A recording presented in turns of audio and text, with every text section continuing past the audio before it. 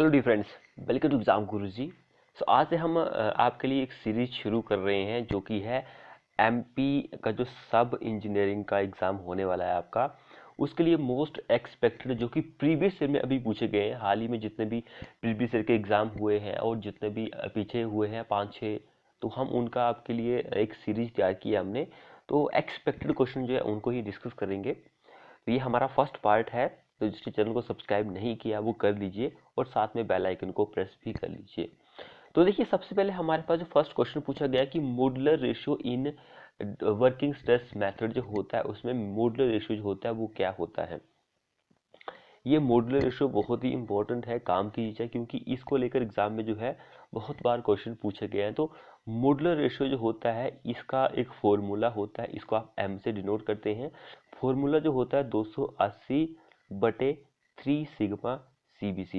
ये modular ratio जो होता है ये सिग्मा सीबीसी पे डिपेंड करता है। एंड ये सिग्मा सीबीसी जो होता है ये कंक्रीट का जो ग्रेड होता है उस पर डिपेंड करता है। ये सारी चीज़ें आप याद रखिए। मॉडुलर रेशियो को, वैसे ये कॉमन चीज़ें हैं, सभी को पता होती है, लेकिन फिर भी आपको बताना ज़रूरी होता है, क्योंकि मेरे चैनल पर कुछ ऐसे स्टूडेंट भी हैं जिनको बेसिक चीज़ें भी नहीं पता है। तो वो कमेंट करते रहते हैं कि सर बेसिक चीज़ें भी आप डिस्कस करिए, क्योंकि हमें उसके बारे में पता नहीं है। तो बेसिक चीज़ें मैंने आपको सारी बता दी है कि भाई मॉडुलर रेशियो जो होता है उसका फॉर्मूला ये होता है, ये सिग्मा सीबीसी पे डिपेंड करता है मॉडुलर रेशियो जो होता है। एंड सिग्मा सीबीसी जो होता है वो ग्रेड ऑफ कंक्रीट पे डिपेंड करता है। ये पॉइंट आप याद कर लीजिए। उसके बाद मॉडुलर रेशियो जो होता है वर्किंग स्ट्रेस मेथड के लिए वो होता है हमारे पास modular ratio modulus of elasticity of steel, यानी कि मॉडुलर जो होता है एम जो होता है वर्किंग स्ट्रेस मेथड के लिए वो होता है ई एस ओवर ई सी, यानी कि modular ratio of steel and modulus of elasticity of concrete. इन दोनों का जो रेशियो होता है उसको आप modular ratio in working stress method बोल सकते हैं। सो ऑप्शन सी हमारा इस क्वेश्चन के लिए आंसर बन जाएगा। यहाँ पर दो चीज़ें मैं आपको और भी बता दूं कि भाई जो ई सी होता ई एस होता है, यानी कि मॉडुलस ऑफ इलास्टिसिटी जो होता है स्टील का वो कितना होता है। तो स्टील की अगर आप बात करेंगे तो 2 × 10⁵ न्यूटन पर एम स्क्वेयर ये जो होता है स्टील का होता है। एंड एक चीज़ जो कंक्रीट के लिए होती है ईसी, ये तो कॉमन चीज़ है, सभी को पता है कि भाई 5000 √FC के होता है। न्यूटन पर एम स्क्वेयर, दोनों की वैल्यू न्यूटन पर एम स्क्वेयर में ही आएगी। तो ऑप्शन सी हमारा इस क्वेश्चन के लिए आंसर हो जाएगा। ये चीज़ आप याद रखिए, जो स्टील के लिए होता है modulus of elasticity and modulus of elasticity for concrete. Common चीज़ें हैं, वैसे फिर भी आपको पता होनी जरूरी है। अगला क्वेश्चन देखिए, phreatic line in earthen dam has. ये फ्रैटिक लाइन के बारे में भी हम बहुत बार डिस्कस कर चुके हैं, क्योंकि हमने आपके लिए जो सब्जेक्ट वाइज की सीरीज चलाई हुई थी वो ऑलमोस्ट सारी कंप्लीट हो चुकी है। तो अगर आपने वो वीडियो नहीं देखी, क्योंकि वो प्रैक्टिस के लिए हमने सीरीज तैयार की थी आप सभी के लिए सब्जेक्ट वाइज। आपको पता है कि थोड़ा बहुत होना ही चाहिए, आपको अगर एग्ज़ाम देने जाना है तो आपके पास होना चाहिए कि भाई आपके पास 5-6 घंटे ही बचे। तो हमने इसलिए आपको वहाँ पर फटाफट से 500-600-800 क्वेश्चन जो है वो एक ही वीडियो में कंप्लीट करके दिए 6-7 घंटे में। कई वीडियो ऐसी जो कि 3-4 घंटे की भी है, तो आप रिवीजन के लिए उन वीडियो को देख सकते हैं। तो देखिए, फैटिक लाइन जो होती है आर्थन डैम में वो जो होती है वो उसमें क्या होता है कि एटमॉस्फेरिक प्रेशर जो होता है वो ऊपर होता है, उस पर होता है, यानी कि एटमॉस्फेरिक प्रेशर ऑन इट ऊपर होता है। तो ऑप्शन डी हमारा इस क्वेश्चन के लिए आंसर बन जाएगा। जिसने भाई चैनल को सब्सक्राइब नहीं किया वो कर लीजिए, साथ में बेल आइकन को प्रेस भी कर लीजिए। तो अगला क्वेश्चन क्या बोल रहा है, फॉर ए हाईवे प्रोजेक्ट। ये सारे क्वेश्चन जो भाई एमपी का एक सब इंजीनियरिंग का एग्जाम हुआ था 2021 की बात है, तो उसमें ये क्वेश्चन पूछे गए थे। ऐसा नहीं कि हम कोई अपनी ओर से क्वेश्चन बना रहे हैं, क्योंकि प्रीवियस ईयर के क्वेश्चन जो होते हैं वो आपको पता है कि कितने ज़्यादा इंपॉर्टेंट होते हैं, क्योंकि उसको लेकर भी एग्जाम में आपसे 1-2 क्वेश्चन जो है पूछे जाते ही हैं। तो यहाँ पर मैं आपको डिटेल में आंसर प्रोवाइड कर रहा हूँ, तो आपके लिए ये भी थोड़ा बहुत हेल्पफुल हो सकता है। तो देखिए, हाईवे प्रोजेक्ट की बात हो रही है, तो preliminary survey is done for. Preliminary survey जो होता है वो किसके लिए किया जाता है। तो प्रीलिमिनरी सर्वे जो होता है वो टोपोग्राफिक डिटेल्स एंड सॉइल सर्वे के लिए किया जाता है। ऑप्शन डी हमारा इस क्वेश्चन के लिए आंसर बन जाएगा। यहाँ पर कुछ और पॉइंट भी मैं आपको बता दूं कि भाई जब भी आप रोड सर्वे की बात करते हैं, रोड को डिज़ाइन करने की बात करते हैं, तो उसमें आपको थोड़े बहुत पॉइंट्स जो होते हैं वो कंसीडर करने पड़ते हैं। तो जैसे कि हमारे पास एक ओब्लिक पॉइंट्स होता है, ओब्लिक या फिर ओब्लिगेटरी पॉइंट जो होता है वो भी आपको कंसीडर करना पड़ता है। उसमें ट्रैफिक कितना है ये भी आपको कंसीडर करना पड़ेगा। रोड की भाई जियोमेट्री कैसी है, ये पॉइंट भी मेन इंपॉर्टेंट है कि भाई जियोमेट्री जो होती है वो कैसी है, एंड इकोनॉमिक कंडीशन कैसी है, एंड मोस्ट इंपॉर्टेंट उसकी टोपोग्राफी जो होती है वो कैसी है। तो ये सारे पॉइंट जो होते हैं रोड सर्वेइंग में आपको देखने पड़ते हैं। सो ऑप्शन डी हमारा इस क्वेश्चन के लिए आंसर बन जाएगा। सो अगला क्वेश्चन देखिए यहाँ पर, विच of the following is not a type of lacing. Lacing का यहाँ पे प्रकार कौन सा नहीं है। कॉमन क्वेश्चन है, कोई भी इसको सॉल्व कर सकता है, लेकिन हमने ये क्वेश्चन कभी भी अपने चैनल पर डिस्कस नहीं किया है। ये एमपी जेई का क्वेश्चन है, तो वेरी इंपॉर्टेंट क्वेश्चन है, ये एमपी सब इंजीनियरिंग का क्वेश्चन है। तो यहाँ पे जो लेसिंग का टाइप नहीं है वो ट्रिपल नहीं है। बाकी बेल्टेड जॉइंट जो होता है ये भी लेसिंग में यूज करेंगे, डबल भी एंड सिंगल भी ये यूज कर सकते हैं, लेकिन ट्रिपल जो होता है ये कभी भी हमने इसके बारे में नहीं सुना है। यहाँ पर कुछ और पॉइंट भी हम बता देते हैं आपको कि भाई जो लेसिंग बार होती है उसके लिए एक स्लेंडरनेस रेशियो होता है उसको तो इसको लेकर भी एग्जाम में क्वेश्चन पूछा गया कि भाई लेसिंग बार के लिए जो स्लेंडरनेस रेशियो होता है वो कितना होता है, 145 होता है, 145 होता है। एंड जो लेसिंग बार होती है इसके लिए जो एंगल होता है इसको लेकर भी क्वेश्चन पूछा जाता है एग्जाम में। तो एंगल जो होता है वो 40 डिग्री से कम एंड 70 डिग्री से ज़्यादा नहीं होना चाहिए, ये पॉइंट आपको पता होना चाहिए। एंगल जो होता है लेसिंग बार के लिए ये पॉइंट इंपॉर्टेंट है। 145 स्लेंडरनेस रेशियो जो होता है वो इंपॉर्टेंट है, बाकी ये तो इंपॉर्टेंट ही है क्वेश्चन, ये आंसर सही आंसर बन जाएगा। सो अगला क्वेश्चन देखिए, based on the primary load the connection is expected to carry which one of the following is not it type. भाई हमारे पास कोई भी एक स्ट्रक्चर है मान के चलो, तो वो कौन सा एक स्ट्रक्चर है मान के चलो कि उस पर क्या लग रहा है, लोड लग रहा है। तो वो इनमें हमसे ये पूछा गया कि भाई वो कौन सा यहाँ पर ऑप्शन नहीं है जो लोड को सबसे पहले कैरी नहीं करता है। वेरी इंपॉर्टेंट क्वेश्चन है ये, एग्जाम के पॉइंट है वो से। तो जो सबसे पहले जो एक ऐसा जोड़ जो जॉइंट जो होता है जो लोड को कैरी करता है वो शेयर होता है, फ्लेक्चर होता है, मूवमेंट होता है, and next one is semi rigid. ये जो होते हैं ये लोड को कैरी कर सकते हैं, लेकिन एक्सिल जो सॉरी फ्लेक्चर जो होता है ये नहीं होता है भाई। एक्सिल कर सकता है, फ्लेक्चर जो होता है ये नहीं करता है। ऑप्शन बी हमारा इस क्वेश्चन के लिए आंसर हो जाएगा। Shear, moment, axial, semi rigid ये लोड को कैरी कर सकते हैं, बट ये फ्लेक्चर जो होता है ये लोड को कैरी नहीं करता है, इसलिए ऑप्शन बी हमारा इस क्वेश्चन के लिए आंसर बन जाएगा। सो अगला क्वेश्चन क्या बोल रहा है, for a fluid flowing through a pipe. कोई भी लिक्विड है, पानी है, तो वो फ्लो हो रहा है पाइप के through. The quantity of fluid पर सेकेंड, क्वांटिटी ऑफ फ्लूइड पर सेकेंड में एट ऑल क्रॉस सेक्शन जो है पाइप का जितना भी क्रॉस सेक्शन होता है वो कांस्टेंट है भाई। फ्लूइड की जो क्वांटिटी है पर सेकेंड में जो क्वांटिटी है फ्लूइड की वो उसके पाइप के क्रॉस सेक्शन में वो कांस्टेंट है।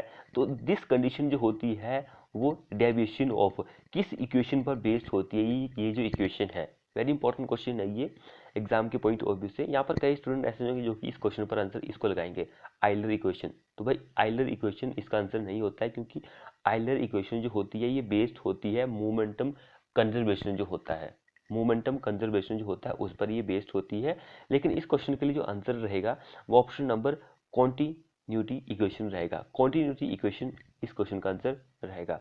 कॉन्टिन्यूटी इक्वेशन जो होती है ये होती है a1 v1 is equal to a2 v2, इसके बराबर होती है ये भी आप याद रखिए, क्योंकि इसको लेकर भी एक बार एसएससी जेईई में क्वेश्चन पूछा गया था कि भाई जो कॉन्टिन्यूटी इक्वेशन है उसका समीकरण का जो फॉर्मूला है वो क्या है। तो a1 v1 is equal to a2 v2, तो ये इंपॉर्टेंट है एग्जाम के पॉइंट ऑफ व्यू से।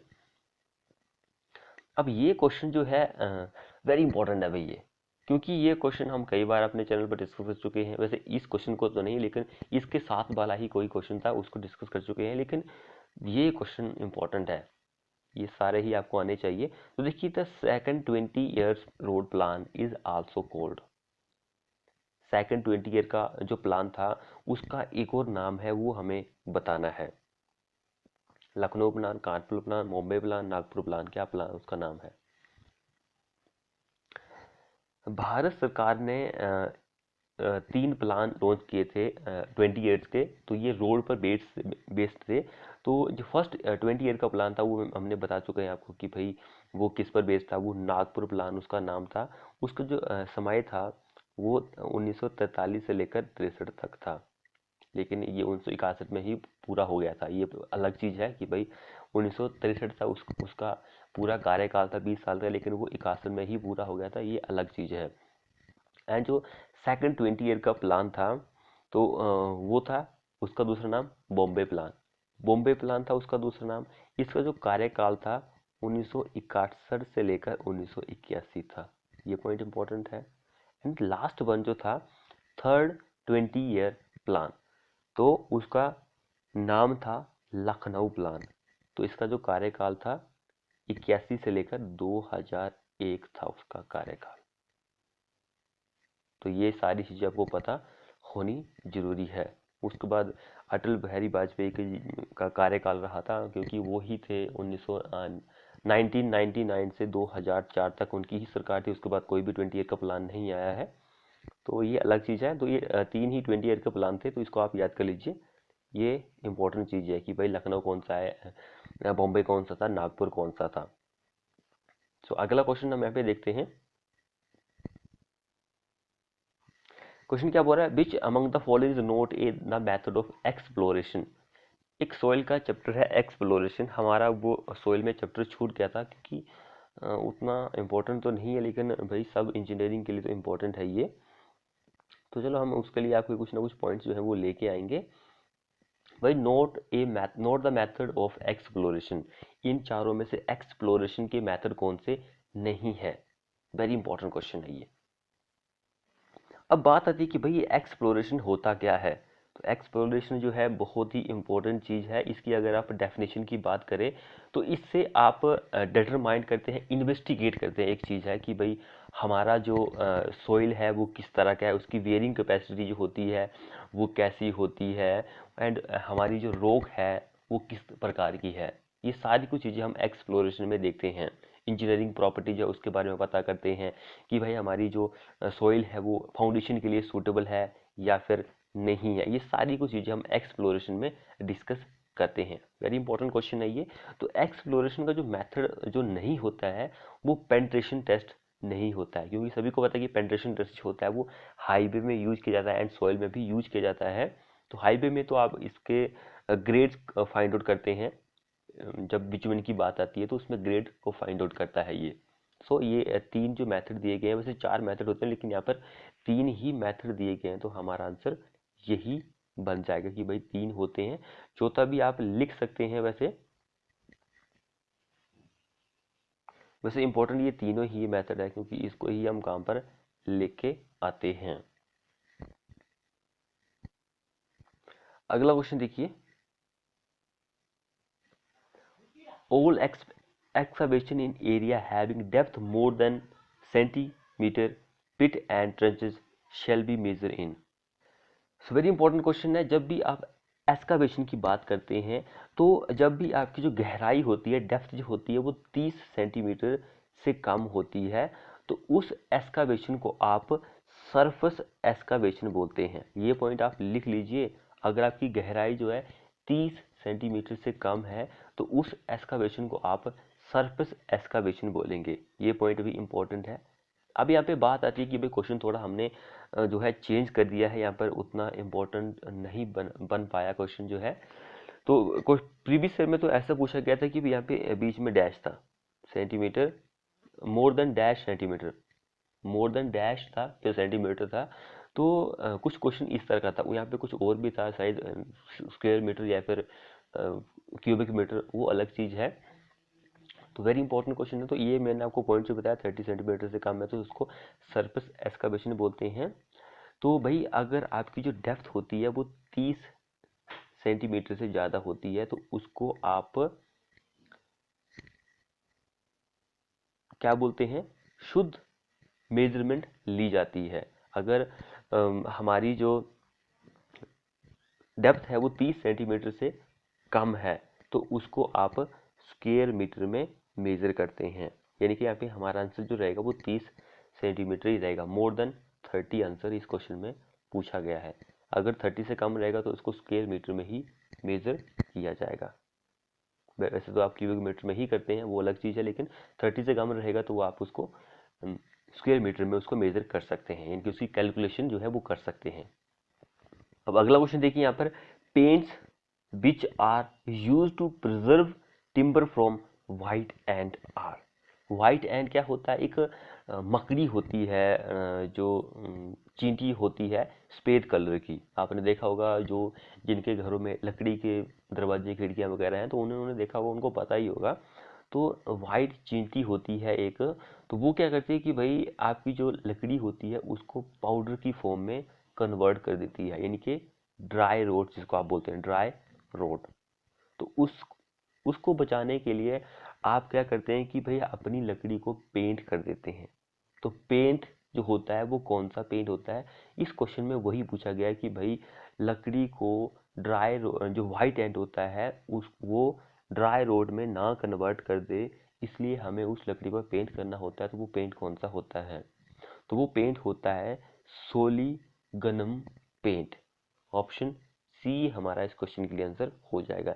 ये पेंट जो होता है रेड, ग्रीन, येलो एंड जो ब्राउन कलर होता है, इन कलर में अवेलेबल होता है। इसको लेकर भी एग्जाम में क्वेश्चन बन सकता है, तो इसको भी आप देख लीजिएगा।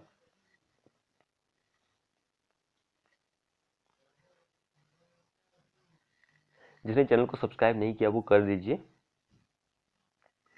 अगला क्वेश्चन क्या बोल रहा है, which of the following is provided to prevent the river flood.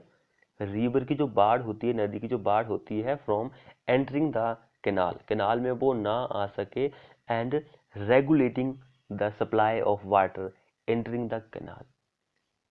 Very important question है। तो उसके लिए आप एक सल्यूज प्रोवाइड करते हैं, वो क्या कौन सा सल्यूज होता है, तो वो होता है हेड सल्यूज।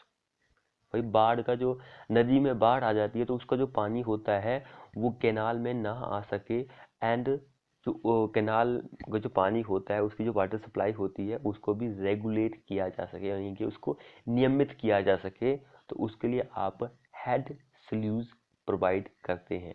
ऑप्शन ए हमारा इस क्वेश्चन के लिए आंसर बन जाएगा। अब यहाँ पे नेक्स्ट क्वेश्चन क्या बोल रहा है कि एज पर हमारे इस आई एस कोड को आप याद रखिए, inside clearance for soil sampler should be कितनी होती है। एज पर हमारा आई एस कोड आप याद रखिए 1892 1979, inside clearance for a soil sampler should be. So very important question यहाँ पे इनसाइड के लिए पूछा, तो इनसाइड के लिए जो होता है वो 1 से 3 होता है, 1 से 3 होता है, लेकिन आउटसाइड की अगर आप बात करेंगे तो उसके लिए 0 से 2 होता है। 0 से 2, 1 से 3 इनसाइड के लिए। ऑप्शन डी हमारा इस क्वेश्चन के लिए आंसर बन जाएगा। बस ये सारी चीज़ें बताने की जरूरत नहीं है। कई स्टूडेंट ऐसे जो कि कमेंट करते हैं कि सर 4 ऑप्शन को एक्सप्लेन किया कीजिए, तो ये तो वैल्यू प्रोवाइडेड है। अगला क्वेश्चन हम यहाँ पे देखते हैं, बोल रहा है कि for obtaining the environmental load for sandy track lead is multiply by. Lead जो होता है वो मल्टीप्लाई करना है आपको किससे। सो जब भी आपको इन्वायरमेंटल लोड जो होता है उसको ऑब्टेन करना है फॉर सैंडी ट्रैक हमारे पास, तो लेड जो होता है उसको आप मल्टीप्लाई कर सकते हैं 1.4, यानी कि लेड इज मल्टीप्लाई बाय 144, तो आपके पास इन्वायरमेंटल लोड आ जाता है। उसी तरह से हमारे पास अगर यहाँ पे सैंडी ट्रैक की जगह मेटल ट्रैक हो, मेटल ट्रैक, तो वहाँ पर आपको लेड जो होता है मल्टीप्लाई करना होता है 1 से। मेटल ट्रैक के लिए एक हमारे पास कार्टेज ट्रैक होता है, कार्टेज ट्रैक जो होता है, तो वहाँ पर लेड जो होता है हमें 1.1 से मल्टीप्लाई करना होता है। तो ये तीनों पॉइंट आप याद रखिए, सैंडी ट्रैक के लिए, मेटल ट्रैक के लिए एंड कार्टेज ट्रैक के लिए जो लेड होता है वो कितना होता है। तो वेरी इंपॉर्टेंट क्वेश्चन है, ऑप्शन डी हमारा इस क्वेश्चन के लिए आंसर बन जाएगा। ये 4 ऑप्शन मैंने आपको यहाँ पे एक्सप्लेन कर दिए हैं। अगला क्वेश्चन देखिए यहाँ पे, पेविंग ब्रिक्स, पेवर जो ब्रिक होती है are prepared from bricks containing higher percentage of, जो पेवर की जो ब्रिक होती है उसको आप प्रिपेयर करते हैं from containing higher percentage of, इन चारों में से किसका सबसे ज़्यादा परसेंटेज आपको देखने को मिलता है इसमें। तो पेविंग ब्रिक्स की अगर आप बात करेंगे तो इसमें जो हायर परसेंटेज होता है वो आयरन का होता है। आयरन जो होता है ये जो होता है कम लो टेम्परेचर पर जो होती है ब्रिक्स पक जाती है। अगर बहुत कम टेम्परेचर रहेगा तो पेविंग ब्रिक्स जो होती है वो पक जाएंगी। तो इसमें हायर परसेंटेज जो रहता है वो आयरन का होता है। अगर आप बात करेंगे कि भाई पेविंग ब्रिक्स जो होती है वो कौन से आईएस कोड में आती है, तो ये चीज़ भी आपको पता होनी जरूरी है। तो इंडियन स्टैंडर्ड कोड 3583 1988 ये आईएस कोड जो होता है बरंट क्ले पेविंग ब्रिक से रिलेट करता है। तो ये आप याद रखिए, ऑप्शन ए हमारा इस क्वेश्चन के लिए आंसर बन जाएगा। अगला क्वेश्चन देखिए यहाँ पे, which of the following is not an objective of seasoning timber, objective of seasoning of timber कौन सा नहीं है, ये हमें बताना है। भाई सीजनिंग ऑफ टिम्बर जो होती है आप क्यों करते हैं, कॉमन सी चीज़ है, क्यों करते हैं सभी को पता है कि इसका आंसर क्या होगा। तो थोड़े बहुत बेसिक पॉइंट आपको पता होने चाहिए कि भाई सीजनिंग आप इसलिए करते हैं ताकि उसमें जो मॉइस्चर प्रेजेंट होता है वो कम हो सके। तो ये चीज़ सभी को पता है कि सीजनिंग दो तरह की होती है, एक नेचुरल सीजनिंग होती है, दूसरी जो होती है वो आर्टिफिशियल होती है। तो इसमें जो वेट होता है टिम्बर का वो कम हो जाता है, जो स्ट्रेंथ होती है वो बढ़ जाती है, कॉमन सी चीज़ें हैं। एंड ये जो होता है बैड कंडक्टर हो जाता है इलेक्ट्रिसिटी का। अगर इसको आप सीजनिंग नहीं करेंगे तो वो तो कंडक्टर ही बनेगा, क्योंकि उसके अंदर मॉइस्चर होगा। तो मॉइस्चर में आपको पता है कि बिजली जो होती है वो तो घुस के आपको लग सकती है, करंट मार सकती है, तो बैड कंडक्टर भी हो जाता है। ये सारी चीज़ें इंपॉर्टेंट है। तो यहाँ पर देखिए श्रिंकेज एंड बार्प जो होता है उसमें भी आपको कमी देखने को मिलती है। तो देखिए यहाँ पे बी ऑप्शन बिल्कुल सही बात है, रिडक्शन इन श्रिंकेज एंड बार्पिंग, ये बिल्कुल सही बात है।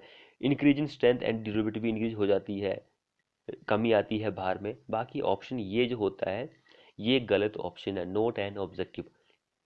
अगर आपको रिडक्शन ऑफ नेचुरल डिफेक्ट्स जो आपको देखने को मिलते हैं टिम्बर में, इसमें आपको कमी लानी है तो आपको क्या करना पड़ेगा कि प्रिजर्वेशन जो होता है टिम्बर का उस प्रोसेस को आपको यूज करना पड़ता है।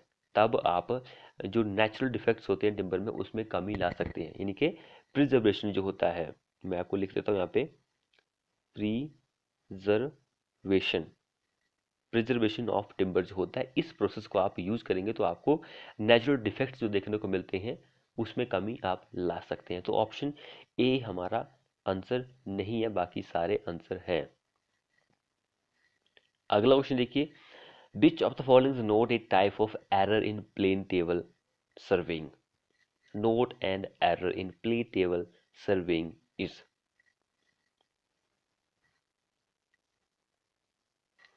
तो भाई जब भी आप प्लेन टेबल की बात करते हैं तो इसमें जो मोस्ट कॉमन जो 3 एरर होते हैं उनके बारे में आपको पता होना चाहिए, क्योंकि इसमें 3 ही एरर होते हैं। एक एरर होता है एरर ड्यू टू प्लॉटिंग, ये एरर आपको देखने को मिलता है। Error due to manipulation and sighting, यानी कि हेर फेर आप कर सकते हैं इनके, देखने में आपसे थोड़ी बहुत गलती हो गई। इंस्ट्रूमेंटल एरर, ये 3 एरर जो होते हैं वो प्लेन टेबल सर्वे में आपको देखने को मिलते हैं, बाकी स्केल एरर आपको देखने को नहीं मिलता है। मैनिपुलेशन एंड साइटिंग, इसके और भी कुछ सब कैटेगरी में है, जैसे कि आपने भाई देखने में थोड़ी बहुत गलती कर दी, इससे आपको देखने को एरर देखने को मिल सकता है। एंड जो आपका जो बोर्ड होता है उसको अगर आपने हॉरिजेंटल में नहीं रखा है तो उससे भी आपको थोड़ी बहुत एरर देखने को मिल सकता है। एंड जो बोर्ड होता है अगर आपने उसको थोड़ा बहुत घुमा दिया तो उससे भी आपको एरर देखने को मिलता है। एंड जो मोस्ट इंपॉर्टेंट जो सेंटरिंग होती है, लेबलिंग जो होती है, वो अगर आपने सही नहीं किया तो उससे भी आपको ये एरर देखने को मिल सकता है। बाकी ऑप्शन डी हमारा इस क्वेश्चन के लिए आंसर बन जाएगा। कॉमन सी चीज़ें हैं, आप इसको अपने दिमाग से सोचकर भी क्वेश्चन को सॉल्व कर सकते हैं। अगला क्वेश्चन देखिए, dash method is generally used for multi storey building के लिए। मल्टी स्टोरी की बिल्डिंग जो होती है उसके लिए इन 4 मेथड में से कौन सा मेथड यूज किया जाता है मल्टी स्टोरीज के लिए? सो इस क्वेश्चन के लिए जो हमारा आंसर रहेगा, क्यूबिकल कंटेंट जो होता है ये मल्टी स्टोरी बिल्डिंग के लिए यूज किया जाता है। मोस्ट इम्पॉर्टेंट ऑप्शन डी हमारा इस क्वेश्चन के लिए आंसर हो जाएगा। ये उतना वैसे बताने वाली चीज़ नहीं है, कॉमन क्वेश्चन है, इसको कोई भी सॉल्व कर सकता है। अगला क्वेश्चन क्या बोल रहा है, परमिसिबल स्ट्रेसेस जो होता है न्यूटन पर एमएम स्क्वायर में through the throat of but belt should not exceed. Permissible stresses जो होता है थ्रू द थ्रोट जो होता है बट वेल्ट का, वो एक्सीड नहीं होना चाहिए कौन सी वैल्यू से? 200, सॉरी यहाँ पे 100, 200, 150, 75, किस वैल्यू से एक्सीड नहीं करना चाहिए, ये हमें बताना है इस क्वेश्चन में। सो अगर आप यहाँ पे परमिसिबल स्ट्रेसेस की बात करेंगे, थ्रोट ऑफ बट वेल्ड, या आपके पास टेंशन में पूछ लिया जाए या फिर कंप्रेशन में पूछ लिया जाए, दोनों के लिए वैल्यू जो होती है वो सेम ही होती है। Throat of A butt weld के लिए दोनों के लिए वैल्यू सेम होती है। तो परमिसिबल स्ट्रेसेस जो होता है वो 142 न्यूटन पर एमएम स्क्वायर से एक्सीड नहीं करना चाहिए, 142 से एक्सीड नहीं करना चाहिए। मोस्ट आंसर जो होता है वो यही होता है 150। ये बोर्ड वालों ने इसको सही आंसर माना है, लेकिन एग्जैक्ट वैल्यू ये वाली होती है भाई। यहाँ पे टेंशन वगैरह कंप्रेशन वगैरह कुछ नहीं दिया गया है, लेकिन आपसे टेंशन या फिर कंप्रेशन को भी लेकर क्वेश्चन बन सकता है। तो ये चीज़ भी आप अपने दिमाग में रख लीजिए कि भाई टेंशन से भी पूछा जा सकता है और कंप्रेशन पे भी से, या फिर ऐसा ही क्वेश्चन आपसे पूछा जा सकता है। तो ये चीज़ आपको पता होनी जरूरी है। अगला क्वेश्चन हम यहाँ पे देखते हैं, discharge frequency curve for a given stream is a plot between। Discharge frequency curve जो होता है फॉर ए गिवन स्ट्रीम, किसी भी दिए हुए स्ट्रीम नदी नाले के लिए, इज बोल रहा है कि एक प्लॉट होता है किन दोनों के बीच में, किन दोनों के बीच में एक प्लॉट होता है। तो एक फ्लोट होता है stream flow and percentage probability of flow is equal और एक्सीड, इन दोनों के बीच में होता है। ऑप्शन बी हमारा इस क्वेश्चन के लिए आंसर बन जाएगा। अब अगला क्वेश्चन देखिए यहाँ पर, the stopping sight distance is 150 metre, the intermediate sight distance will be. ये क्वेश्चन इंपॉर्टेंट है भाई। वही बोल रहा है कि स्टॉपिंग साइड डिस्टेंस जो है, सॉरी यहाँ पे डी होगा, ये हमारे पास कितनी है 150 मीटर दी गई है। तो भाई आई एस डी जो है इंटरमीडिएट साइड, वो कितनी होती है? कॉमन क्वेश्चन है, सभी को पता है कि भाई आई एस टी जो होती है वो 2 गुना होती है एस एस टी के, यानी कि 2 times of S S T. So 2 times of 2 Guna of S S D होती है। सभी को पता है, फॉर्मूला पुटअप कर दीजिए, 2 इंटू 150 कितना होता है हमारे पास? 1.5 300, 300 मीटर। हमारे पास क्या आ गई? आई एस टी की वैल्यू आ गई। ऑप्शन डी हमारा इस क्वेश्चन के लिए आंसर बन जाएगा। भाई जिसने चैनल को सब्सक्राइब नहीं किया है वो कर लीजिए, कॉमन क्वेश्चन नहीं है ये, एक्सपेक्टेड क्वेश्चन है आपके एमपीजेई के लिए। अगला क्वेश्चन क्या बोल रहे हैं, मास curve of rainfall represent the plot of against time. Mass curve जो होता है रेनफॉल का, वो रिप्रेजेंट करता है plot of dash against time, dash against time का। तो वो होता है एक्यूमुलेटेड प्रिसिपिटेशन का। एक्यूमुलेटेड प्रिसिपिटेशन जो होता है उसके अगेंस्ट ये आपको टाइम बताता है। ऑप्शन बी हमारा इस क्वेश्चन के लिए आंसर बन जाएगा। कॉमन क्वेश्चन है।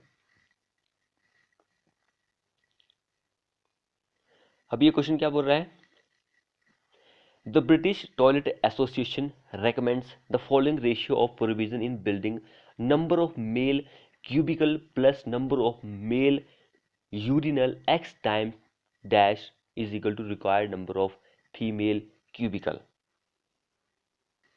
तो इसके लिए आंसर ऑप्शन नंबर 2 हो जाएगा, ए आंसर होता है। ब्रिटिश टॉयलेट एसोसिएशन जो रेकमेंड किया गया कि जो फॉलोइंग रेशियो होता है, provision in building number of male cubicle जो होते हैं plus number of male urinal जो होते हैं वो गुणा 2 होते हैं, is equal to required number of female cubicle. Option A हमारा इस क्वेश्चन के लिए आंसर बन जाएगा। अब अगला क्वेश्चन देखिए, तो प्लंजर बेट इन बिकार्ड्स अपरेटस। सभी को पता है कि बिकार्ड्स अपरेटस जो होता है वो हमारे सीमेंट के लिए यूज होता है, कंसिस्टेंसी जो होती है उसको फाइंड आउट करता है, एंड जो initial setting time and final setting time जो होती है उसको भी ये फाइंड आउट कर सकता है। लेकिन इसके लिए जो नीडल होती है स्क्वायर नीडल, उसका यूज करेंगे आप, तब जाकर आप इनिशियल सेटिंग टाइम को फाइंड आउट कर सकते हैं, एंड जो फाइनल सेटिंग टाइम होता है उसके लिए आपको एक कॉलर भी यूज करना पड़ता है। तो देखिए प्लंजर जो होता है उसका वेट यहाँ पे पूछा गया कि बिकार्ड्स ऑपरेटर्स में आप प्लंजर यूज करते हैं उसका कितना भार होता है। वेरी इंपॉर्टेंट क्वेश्चन है ये। तो भार की अगर आप बात करेंगे तो वो भार जो होता है वो 300 ग्राम का होता है। 300 ग्राम का भार जो होता है वो आप यूज कर सकते हैं। कॉमन क्वेश्चन है, याद कर लीजिए। कॉमन क्वेश्चन तो नहीं, यहाँ पे देखिए क्वेश्चन हमने बहुत ही कम लिए थे। अगर आपको ज़्यादा एक्सप्लेन करेंगे तो क्वेश्चन वीडियो जो है बहुत ही लेंथी बन जाती है। तो कई स्टूडेंट ऐसे हैं जो कि कमेंट करते हैं कि सर वीडियो जो है बहुत ही शॉर्ट बनाइए, नंबर ऑफ क्वेश्चन ज़्यादा लीजिए, वीडियो कम। तो भाई आपको क्वेश्चन भी पढ़ के बताना पड़ता है, तो इस तरह से क्वेश्चन एक्सप्लेन करेंगे तो टाइम बहुत ही ज़्यादा हो जाएगा, तो क्वेश्चन कम होंगे फिर वीडियो में। अगला क्वेश्चन क्या हुआ है, density of aluminium compare to steel is. जब आप इन दोनों की डेंसिटी सबसे पहले आपको पता होनी चाहिए, उसके बाद आप कंपैरिजन कर सकते हैं। तो बोल रहा है कि भाई डेंसिटी ऑफ एल्यूमिनियम की पूछा गया कि एल्यूमिनियम की कितनी होती है जब आप उसको स्टील से कंपेयर करेंगे। डबल होती है एल्यूमिनियम की, या फिर 1/3 होती है, फिर 1/4 होती है, या फिर हाफ होती है, कितनी होती है। अब ये तो आपको कंपेयर तब कर पाएंगे जब आपको इनकी डेंसिटी के बारे में पता होगा। स्टील की डेंसिटी की अगर आप बात करेंगे तो 7.85 ग्राम पर सेंटीमीटर क्यूब होती है। एल्यूमिनियम की अगर आप बात करेंगे तो 2.70 ग्राम पर सेंटीमीटर क्यूब होती है। अगर इन दोनों को कंपेयर करना तो बटे आपको करना पड़ेगा, तो बटे करने के बाद हमारे पास कितना आंसर आएगा, 0.34 ये आंसर आएगा। तो यानी कि 1/3 1/3 जो होगा एल्यूमिनियम की डेंसिटी होती है जब आप उसको स्टील से कंपेयर करेंगे, 1/3 होती है। ऑप्शन बी हमारा इस क्वेश्चन के लिए आंसर बन जाएगा। अगला लास्ट क्वेश्चन देखिए हमारे इस वीडियो का, क्योंकि वीडियो लंबी हो चुकी है तो हम लास्ट ही क्वेश्चन डिस्कस करते हैं, तो नेक्स्ट वीडियो में भी इतने ही क्वेश्चन रहेंगे। अब अगला क्वेश्चन क्या बोल रहा है, in RCC estimation no deduction shall be made for. भाई हमने प्लास्टर के बारे में बहुत ही बार डिस्कस किया है कि भाई प्लास्टर के लिए, ब्रिक मैसनरी के लिए हम डिडक्शन नहीं करते हैं। अब यार आरसीसी वर्क जो होता है उसके उसमें भी डिडक्शन नहीं करते हैं, तो किसके लिए नहीं करते हैं ये हमें बताना है। भाई शटर के लिए हम डिडक्शन करेंगे तो हम कमाएंगे क्या, जो मैशन वगैरह होते हैं वो क्या कमाएंगे। बेस्ड स्लैब जो होता है, देखिए स्लैब में ये तो लेना ही पड़ेगा, नहीं तो पैसे कैसे कमाएंगे। स्टेप्स, स्टेयर के स्टेप वगैरह होते हैं वो उसकी भी हमें डिडक्शन नहीं कर सकते हम। तो इन तीनों की हम नहीं कर सकते, लेकिन जो इम्बेडेड प्लग्स वगैरह, जो अंदर हमने प्लग्स वगैरह या फिर पॉकेट वगैरह डाली होती है, तो उसकी हम डिडक्शन नहीं करते हैं। सो ऑप्शन डी हमारा इस क्वेश्चन के लिए आंसर बन जाएगा। तो फ्रेंड्स ये थे हमारे मोस्ट 26 क्वेश्चन। वैसे हम 30 का टारगेट लेके चल रहे थे, लेकिन 26 ही क्वेश्चन हम यहाँ पे आपके लिए लेके आए हैं। सो वीडियो को अपने दोस्तों के साथ शेयर करें। अगर चैनल को सब्सक्राइब नहीं किया अभी तक तो कर लीजिए, और साथ में बेल आइकन को प्रेस कर लीजिए, ताकि आपको इसी तरह की लेटेस्ट वीडियो जो मिलती रहे। मिलते हैं ऐसी नेक्स्ट वीडियो के साथ। हेलो डियर फ्रेंड्स, ये MPJE का पार्ट नंबर हम सेकंड डिस्कस करने वाले हैं। जिसने चैनल को सब्सक्राइब नहीं किया है वो कर लीजिए, और साथ में बेल आइकन को प्रेस भी कर लीजिए। तो चलिए हम शुरू करते हैं आज का अपनी वीडियो। तो देखिए सबसे पहले जो हमारा फर्स्ट क्वेश्चन बोल रहा है कि द कंडीशन ऑफ लैंड, खेत जो होता है उसकी वो कंडीशन या फिर वो उसकी स्थिति, where the water table is at, पानी का जो लेवल है वो एट है या फिर near the ground level, ground level के ऊपर है या फिर उसके नज़दीक में है, and become detrimental to the plant life is called as. Detrimental जो होता है हानिकारक होता है भाई, जो पौधे होते हैं उनकी जिंदगी के लिए, उसको आप किस नाम से जानते हैं। वेरी इंपॉर्टेंट क्वेश्चन है। सुपर सैचुरेशन बोलेंगे, फ्लडिंग बोलेंगे, सीपेज फ्लड बोलेंगे, या फिर वाटर लॉगिंग हम उसको बोलेंगे। इंपॉर्टेंट क्वेश्चन है, उसको हम वाटर लॉगिंग के नाम से जानते हैं। वाटर लॉगिंग तो सभी को पता है कि वह वाटर लॉगिंग क्या होती है, कैसे इसको कंट्रोल करना है। सो मेन इंपॉर्टेंट चीज़ की वाटर लॉगिंग से जो होता है, जो टेम्परेचर होता है सॉइल मिट्टी का, वो गिर जाता है। ये पॉइंट्स भी हमने डिस्कस किया है अपनी वीडियो में। सो ऑप्शन डी हमारा इस क्वेश्चन के लिए आंसर बन जाएगा। अगला क्वेश्चन हम यहाँ पे देखते हैं, व्हाट इज डिस्टेम्पर। डिस्टेम्पर क्या होता है? सो डिस्टेम्पर क्या होता है, इसके कुछ प्रॉपर्टीज़ भी होती है, इसके बारे में भी आपको पता होना चाहिए। तो सबसे पहले हम इसकी डेफिनेशन की बात कर लेते हैं। इसकी जो डेफिनेशन होती है, डिस्टेम्पर जो होता है एक पेंट होता है। इसका यूनिट ऑफ मेजरमेंट की अगर आप बात करेंगे तो इसको स्क्वायर मीटर में ही मेजर किया जाता है। तो ये एक पेंट होता है consisting of powdered chalks, pigment and water. इसमें ये होता है। ऑप्शन ए हमारा इस क्वेश्चन का आंसर बन जाएगा। अगर हम इसकी प्रॉपर्टीज की बात करें तो ये लाइट इन कलर होता है। इसको जब आप कोटिंग करते हैं अ, इसकी तो बहुत ही पतली सी थिक लेयर बनती है। तो ये भी इम्पोर्टेंट पॉइंट बन जाता है। एंड ये लेस ड्यूरेबल होता है अगर आप अदर पेंट से इसको कंपैरिजन करते हैं, जैसे कि ऑयल पेंट्स हो गया हमारे पास, तो उनसे बहुत ही ये लेस ड्यूरेबल होता है, इनकी बहुत ही टिकाऊ नहीं होता है। इसको अंदर की साइड किया जाता है, अंदर की जो दीवारें होती है वहाँ पर किया जाता है, क्योंकि एटमॉस्फेयर के इफेक्ट में आएगा तो ये नीचे चला जाएगा। तो ये चीज़ इंपॉर्टेंट चीज़ है। एंड ये बहुत ही सस्ता होता है, चीपर होता है। ये पॉइंट भी आप याद कर लीजिए, क्योंकि इसको लेकर भी एग्जाम में क्वेश्चन जो है बन सकता है। तो इंपॉर्टेंट चीज़ ऑप्शन ए हमारा इस क्वेश्चन के लिए आंसर बन जाएगा। अगला क्वेश्चन देखिए, imaginary line joining equal dash is known as isohyets. तो ये क्वेश्चन जो है बहुत ही ज़्यादा इंपॉर्टेंट है। Imaginary line joining equal dash is known as isohyet. Very important question है। इसी तरह के मैं आपके लिए 5-6 पॉइंट्स और भी अपने कम्युनिटी सेक्शन में ऐड कर दूंगा, आप उनको भी जाकर देख लीजिएगा। क्यों, वैसे तो मैं ये इस वीडियो के पहले ही डाल दूंगा, 2-3-4 दिन पहले, तो आप उनको जाकर देख सकते हैं। क्योंकि ये वीडियो हमारी थोड़ी लेट ही पब्लिश होगी, हम पहले इस वीडियो को रिकॉर्ड कर रहे हैं, तो इसके जो कम्युनिटी सेक्शन में प्रोवाइड करेंगे हम, वो पहले ही आपको प्रोवाइड हो जाएगा। तो वहाँ पर रोज़ का रोज़ आप विजिट कर सकते हैं, क्योंकि वहाँ पर आपको पता है कि भाई हम बहुत सारी आपके लिए जो है पोस्ट ऐड करते रहते हैं, तो उन वो भी लगाना आपके लिए बहुत ही ज़रूरी है। तो यहाँ पे आइसोहाइट्स की बात की है, तो आइसोहाइट जो होता है join of rainfalls. Option C हमारा इस क्वेश्चन के लिए आंसर बन जाएगा। तो ऐसे ही अगर आपसे कंटूर से पूछा जाए कि भाई imaginary line joining equal dash is known as isohyet line, तो उसका रेनफॉल था। तो कंटूर के लिए जो होता है वो एलिवेशन होता है, पॉइंट्स ऑफ इक्वल एलिवेशन। ये भी आप याद रखिए। एक आइसो बार भी होता है। आइसो बार तो सभी को पता है कि आइसो बार जो होता है वो प्रेशर से ही रिलेट करता है। नेक्स्ट अपना क्वेश्चन हम यहाँ पे देखते हैं, Which of the following construction material is not a constituent of cement concrete? Cement concrete का कौन सा कॉन्स्टिट्यूएंट नहीं है यहाँ पर, ये हमें बताना है। तो सीमेंट कंक्रीट की अगर आप बात करेंगे, इसमें एक बाइंडिंग मटेरियल ऐड होता है एंड बाकी जो होते हैं वो इनर्ट मटेरियल की तरह ऐड होते हैं, जैसे एग्रीगेट हो गया। तो यहाँ पर जो रहेगा, मोटार जो होता है ये नहीं यूज होता है, क्योंकि मोटार जो होता है आपको पता है कि सीमेंट एंड सैंड का बनता है, ये प्लास्टर वर्क के लिए यूज होता है। बाकी जो लाइम एंड ये सीमेंट होता है, इसको आप यूज कर सकते हैं एज ए बाइंडिंग मटेरियल की तरह। स्टोन तो आपको पता है कि एग्रीगेट की तरह आप इसको यूज कर सकते हैं। तो ये भी इंपॉर्टेंट चीज़ हो जाती है। सो ऑप्शन डी हमारा इस क्वेश्चन में से डी तो नहीं है, सी लिखा हुआ है, तो पर कोई बात नहीं, नज़र तो हमें डी में आ रहा है, ABCD। तो डी हमारा इस क्वेश्चन का आंसर मोटार हो जाएगा।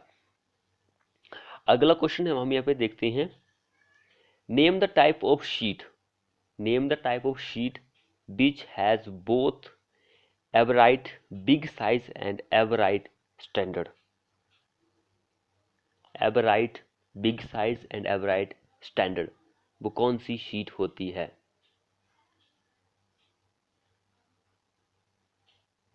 तो वो शीट होती है AC sheet. AC sheet, A for asbestos cement sheet.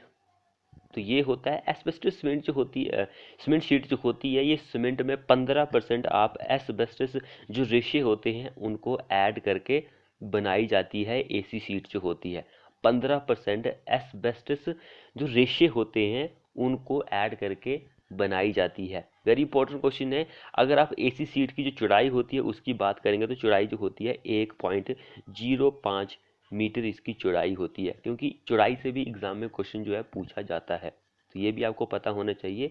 And AC sheet की अगर आप बात करेंगे तो ये पूर्ण रूप से आपको पता है कि वाटर रेजिस्ट कर सकती है, पानी तो अंदर आएगा ही नहीं। एंड ये जो एसी शीट होती है फायर को भी रेजिस्ट करने की इसके पास कैपेसिटी होती है, क्योंकि एसी है, सीमेंट की शीट है, तो इसमें भाई आग लगने के कोई भी चांसेस नहीं है। पानी भी कैसे आएगा, क्योंकि एसी की शीट है, आपको पता है कि स्लैब्स वगैरह जो होते हैं वहाँ पर अंदर पानी भी नहीं आता है। तो ये कॉमन चीज़ें आपको पता होनी चाहिए कि भाई A4 देखिए asbestos, C4 cement sheet, common चीज़ है, सभी को पता होना चाहिए कि भाई इसमें ये क्वालिटी हो सकती है। अगला क्वेश्चन देखिए, fluid change the volume under external pressure. Fluid जो होता है एक भाई जो अपनी वॉल्यूम जो होती है उसको चेंज कर रहा है जब उसके ऊपर कोई एक्सटर्नल प्रेशर या फिर फोर्स लग रही है, ड्यू टू किस वजह से, प्लास्टिसिटी, इलास्टिसिटी या विस्कोसिटी या फिर कंप्रेसिबिलिटी। क्या आंसर रहेगा इस क्वेश्चन के लिए? एक ऐसा फ्लूइड जो अपनी वॉल्यूम जो है वो उसको चेंज कर रहा है due to external force pressure, उसको आप कंप्रेसिबिलिटी फोर्स लग रही है वो, कंप्रेसिबिलिटी ड्यू टू कंप्रेसिबिलिटी जो होती है उसकी वजह से वो अपनी प्रॉपर्टी को चेंज कर रहा है, वॉल्यूम जो होती है, तो उसको आप कंप्रेसिबल फ्लूइड बोलते हैं। ऑप्शन डी हमारा इस क्वेश्चन के लिए आंसर बन जाएगा। अगला क्वेश्चन देखिए, specific gravity value for pure bitumen is in the range of. Specific gravity जो होती है प्योर बिटुमेन की वो कितनी होती है, रेंज कौन सी रेंज में होती है वो, कॉमन क्वेश्चन है ये। तो 0.97 से 102 ये जो होती है बिटुमेन की स्पेसिफिक ग्रेविटी होती है। टार की अगर आप बात करेंगे तो टार की जो होती है 1.10 से लेकर 1.25 जो होती है ये टार की वैल्यू होती है। सीवेज की अगर आप बात करेंगे तो सीवेज की 1 होती है, तो ये भी पॉइंट आपको पता होने चाहिए। लाइम की अगर आप बात करेंगे, चूना जो होता है उसकी बात करेंगे तो 3.40 ये लाइम की होती है। स्पेसिफिक ग्रेविटी को अगर मेजर करने की बात करेंगे आप तो पिकोनोमीटर के द्वारा आप इसको मेजर कर सकते हैं। जिसने चैनल को सब्सक्राइब नहीं किया वो कर लीजिए, साथ में बेल आइकन को प्रेस भी कर लीजिए। नेक्स्ट वन क्वेश्चन देखिए यहाँ पर, a pipe which carries discharge from water closet, WC से, WC जो होती है वहाँ से वो पानी को कैरी कर रहा है, एक ऐसी पाइप जो WC से पानी को कैरी कर रहा है एंड उसको डिस्चार्ज कर रहा है, उस पाइप को आप किस नाम से जानते हैं?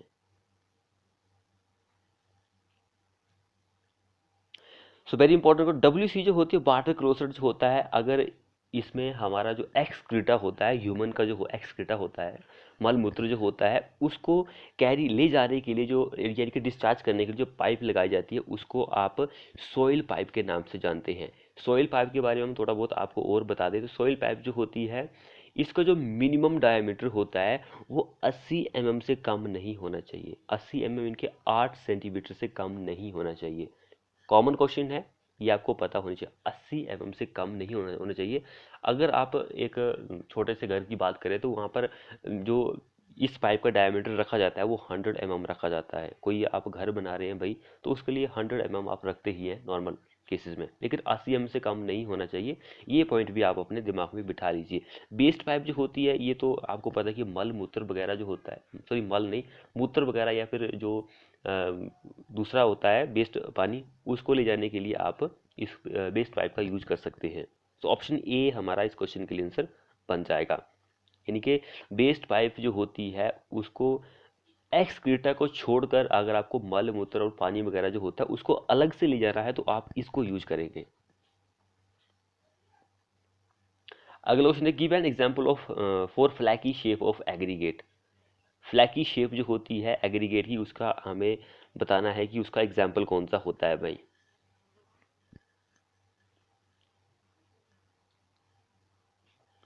तो फ्लैकी एग्रीगेट जो होता है उसकी जो लीस्ट डिमेंशन होती है, लीस्ट डिमेंशन जो होती है वो 3/5 होती है उसके एवरेज साइज के। एवरेज साइज जो होता है उसका 3/5 होती है लीस्ट डिमेंशन, यही होती है। इसके एग्जाम्पल की अगर आप बात करेंगे तो वो लैमिनेटेड रॉक इसका एग्जाम्पल हो जाएगा। ऐसे ही इलोंगेटेड होता है तो उसकी जो साइज होता है तो वो होता है 9/5 ऑफ, यानी कि 9/5 से ज़्यादा नहीं होनी चाहिए उसकी एवरेज साइज से। तो ये इलोंगेटेड के लिए हो गया। अब यहाँ पे बात आती है कि भाई अगर आपको कंक्रीट बनाना है तो फ्लैकी और इलोंगेटेड जो होता है एग्रीगेट, इनका कितना परसेंटेज आपके कंक्रीट में होना चाहिए। ये कॉमन क्वेश्चन तो नहीं है लेकिन ये एग्जाम में आपसे पूछा जा सकता है, क्योंकि इसके बारे में भी आपको पता होना जरूरी है। तो फ्लैकी एंड जो इलोंगेटेड होता है इनका जो परसेंटेज होता है वो 10 से 15% इनका परसेंटेज जो होता है वो होना चाहिए। इससे यानी कि ज़्यादा नहीं होना चाहिए, इतना तक होना चाहिए। कॉमन चीज़ है, इसको भी आप याद कर लीजिए। अब नेक्स्ट वन क्वेश्चन देखिए यहाँ पर, wall constructed to carry a load of above structure is called. Wall constructed to carry a load of above structure, ऊपर के स्ट्रक्चर को, उसको आप किस नाम से जानते हैं। तो भाई एक ऐसी दीवार जिसको आप बनाते हैं ताकि वो लोड जो होता है ऊपर वाले स्ट्रक्चर का उसको भी सहन कर सके, कैरी कर सके, उठा सके, तो वो कौन सी दीवार होती है। तो वो होती है लोड बियरिंग वॉल्स।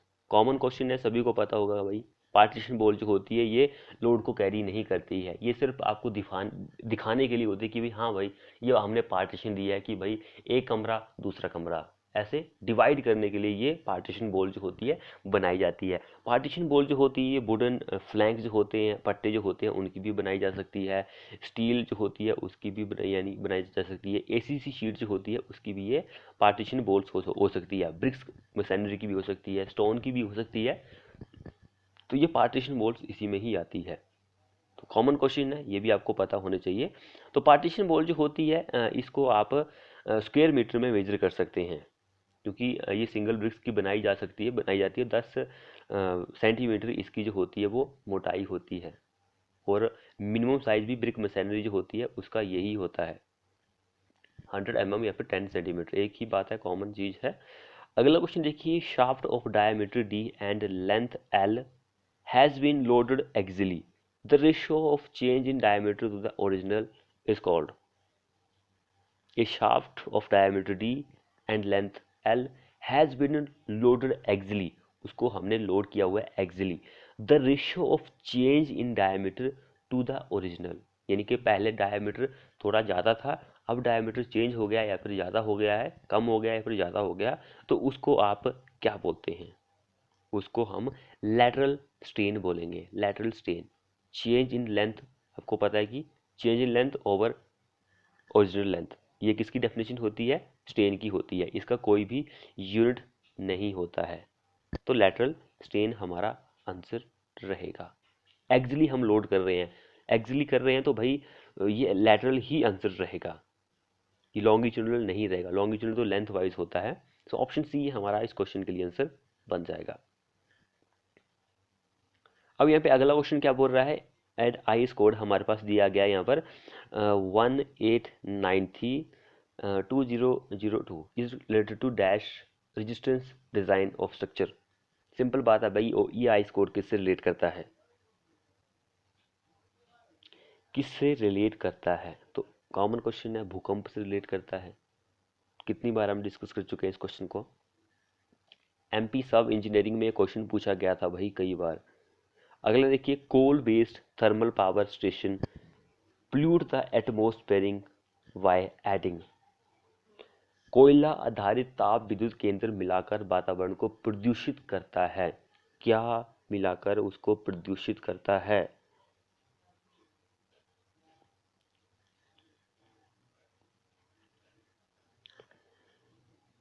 तो वो करता है NOx, SO2, SPM and CO, ये सारा मिलाकर प्रदूषित करता है। ऑप्शन सी हमारा इस क्वेश्चन के लिए आंसर बन जाएगा।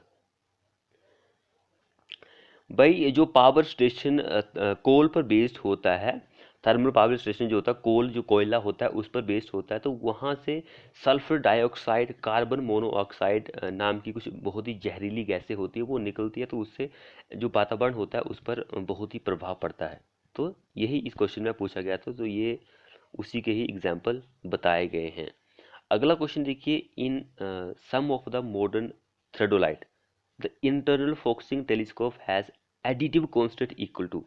एडिटिव कांस्टेंट जो होता है वो किसके बराबर होता है? ऐड करने वाला एडिटिव मल्टीप्लाई, एक एडिटिव होता है, एक मल्टीप्लाई कांस्टेंट होता है। तो एडिटिव की अगर आप बात करेंगे तो उसका एक फॉर्मूला होता है F plus D, F plus D, और इसका जो वैल्यू होती है वो 0 होती है। लेकिन मल्टीप्लाइंग की अगर आप बात करेंगे तो वो होता है एफ बटे आई, एंड इसको जो वैल्यू होती है वो 100 होती है मल्टीप्लाइंग के केसेस में। सो ऑप्शन बी हमारा इस क्वेश्चन के लिए आंसर बन जाएगा।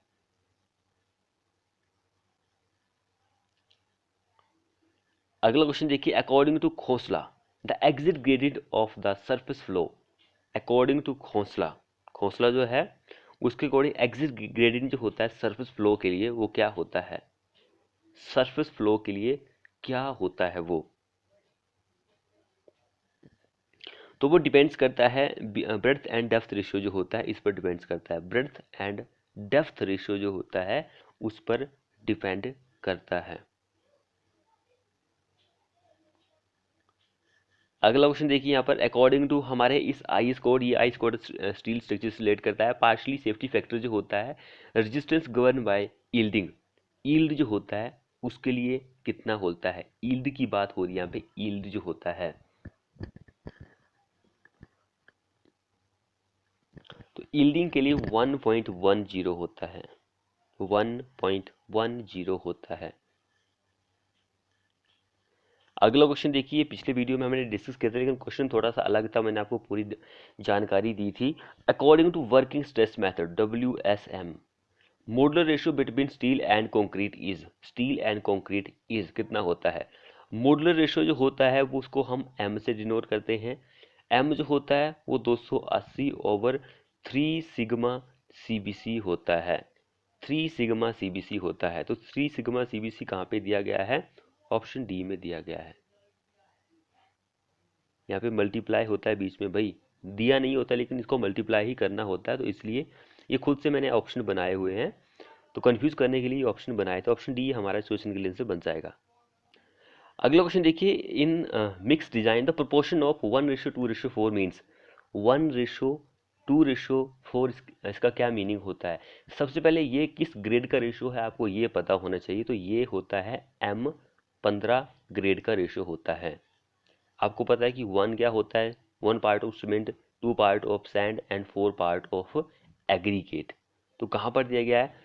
2 पार्ट सीमेंट गलत है, 1 पार्ट सीमेंट बिल्कुल सही बात है, विथ 4 पार्ट ऑफ सैंड गलत है, 1 part of cement is mix with 2 part of sand बिल्कुल सही बात है, 4 part of coarse sand. Option C हमारा इस क्वेश्चन के लिए आंसर हो जाएगा, यही आंसर बनेगा।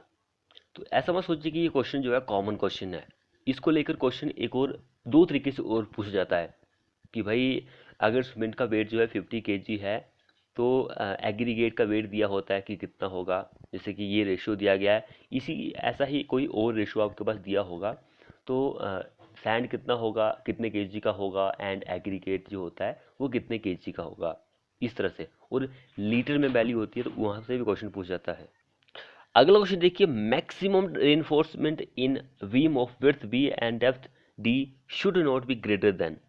मिनिमम की अगर आप बात करें तो 0.85 BD ओवर FY होता है, लेकिन मैक्सिमम की बात करेंगे तो 4% होता है उसके क्रॉस सेक्शनल एरिया, यानी कि ये भी आंसर करेक्ट होता है। ऑप्शन डी हमारा इस क्वेश्चन के लिए आंसर बन जाएगा। अगला क्वेश्चन देखिए, plate load test is use to determine. Plate load type का एक टेस्ट होता है जिसको आप यूज करते हैं ताकि आप पता लगा सके किसका किसका पता लगाना है आपको भाई। सो भाई प्लेट लोड टेस्ट जो होता है ये सॉइल के केसेस में किया जाता है, जो साइट होती है साइट पर फील्ड टेस्ट होता है ये।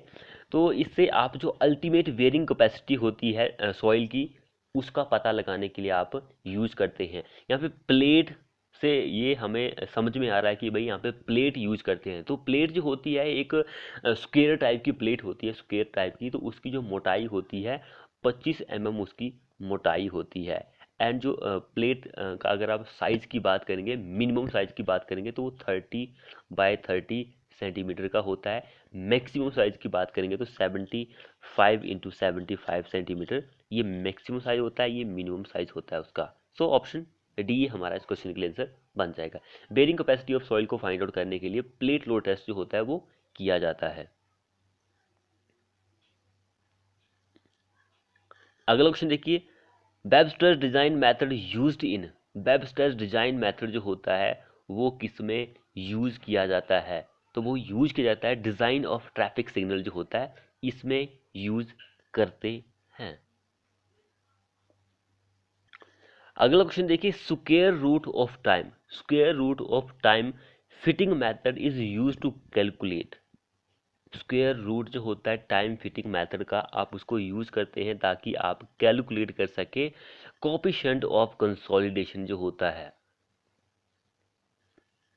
कोएफिशिएंट ऑफ कंसोलिडेशन जो होता है ये हमारा इस क्वेश्चन के लिए आंसर हो जाएगा सी। स्पेलिंग थोड़ी सी मिस्टेक है, करेक्ट कर लीजिए। कोएफिशिएंट ऑफ कंसोलिडेशन होता है CV. So option C answer हो जाएगा इस क्वेश्चन के लिए।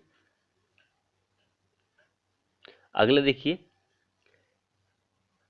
Abyssinian tube well is a special type of stainer tube well in which the diameter of well pipe is kept equal to। Abyssinian tube well जो होता है एक special type का स्टेनर ट्यूब वेल होता है।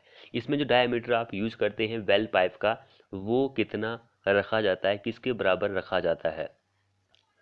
So diameter की अगर आप बात करेंगे तो वो रखा जाता है 3.8 सेंटीमीटर। एंड जो स्ट्रेनर होता है, यहाँ पे स्ट्रेनर की बात कर रहे हैं, तो स्ट्रेनर जो होता है इसकी लेंथ की अगर आप बात करेंगे तो लेंथ जो होती है वो 100 से 150 सेंटीमीटर रखी जाती है। ऑप्शन ए हमारा इस क्वेश्चन के लिए आंसर बन जाएगा। अगला क्वेश्चन देखिए, surface tension has the unit of, surface tension जो होता है उसका यूनिट होता है क्या होता है, ये हमें इस क्वेश्चन में बताना है। Surface tension is the unit force per unit length, force per unit length is the unit. Option C हमारा कॉमन क्वेश्चन है, यहाँ पे कुछ और बताने की जरूरत नहीं है। अगला क्वेश्चन देखिए, ये क्वेश्चन हम कई बार डिस्कस कर चुके हैं। सो क्वेश्चन क्या बोल रहा है, methaemoglobinaemia the blue baby syndrome is caused by consuming water containing excess of, excess of किसकी एक्सेस, कौन सा एक्सेस ज़्यादा हो जाएगा तो आपको ब्लू बेबी नाम का रोग होता है, बच्चों में होता है वैसे ये, मैं जिसको आप मैथलेमोग्लोबिनिया के नाम से भी जानते हैं, तो वो होता है नाइट्रेट्स, नाइट्रेट। ऑप्शन ए हमारा इस क्वेश्चन के लिए आंसर हो जाएगा। सो जो पोर्टेबल पानी होता है उसमें जो नाइट्रेट की मात्रा होती है वो 45 mg पर लीटर से ज़्यादा नहीं होनी चाहिए। तो ऑप्शन ए हमारा आंसर बन जाएगा। अगला क्वेश्चन देखिए यहाँ पर, if rail length is 13 metre, rail की जो लेंथ है वो 13 मीटर है, स्लीपर डेंसिटी कितनी है m+4 दी गई है हमारे पास। How many sleeper would be required in 1 kilometre length of the track, how many sleeper, कितने स्लीपर लगेंगे 1 किलोमीटर लेंथ जो होती है ट्रैक की उसके लिए। हमारे पास सारी चीज़ें गिवन है, रेल की लेंथ दी गई है 13 मीटर लेंथ है भाई रेल की, एंड उसकी स्लीपर डेंसिटी भी गिवन है हमारे पास m+4, एंड स्लीपर 1 किलोमीटर के लिए कितने लगेंगे फाइंड आउट कीजिए। m+4 यानी कि m हमारे पास m की वैल्यू 13 दी गई है, +4 = 17 हमारे पास आ गया, एंड रेल लेंथ कितनी है 13 मीटर है, एंड 1 किलोमीटर के लिए हमें बताना है। तो 1 किलोमीटर में कितने मीटर होते हैं, 1000 होते हैं, सभी को पता है, कॉमन क्वेश्चन है। तो हमें हाउ मेनी स्लीपर निकालने की, स्लीपर कितने लगेंगे, तो 17/13 इंटू 1000, इसको आप कैलकुलेट करेंगे तो हमारे पास 307.69 आंसर आ जाएगा। 307.69 इट मीन्स कि 1308 आंसर हो जाएगा। इतने स्लीपर जो है 1 किलोमीटर के लिए लगेंगे। ऑप्शन बस ए बी लिखा हो लेकिन ए आंसर हो जाएगा यहाँ पर, 1308 स्लीपर लगेंगे। अगला और लास्ट क्वेश्चन देखिए हमारे इस वीडियो का, to avoid lateral skidding, lateral skidding and overturning on a horizontal curve, horizontal curve है वहाँ पर हमें लैटरल स्किडिंग एंड ओवरटर्निंग जो है उसको अवॉइड करना है, उससे बचना है भाई।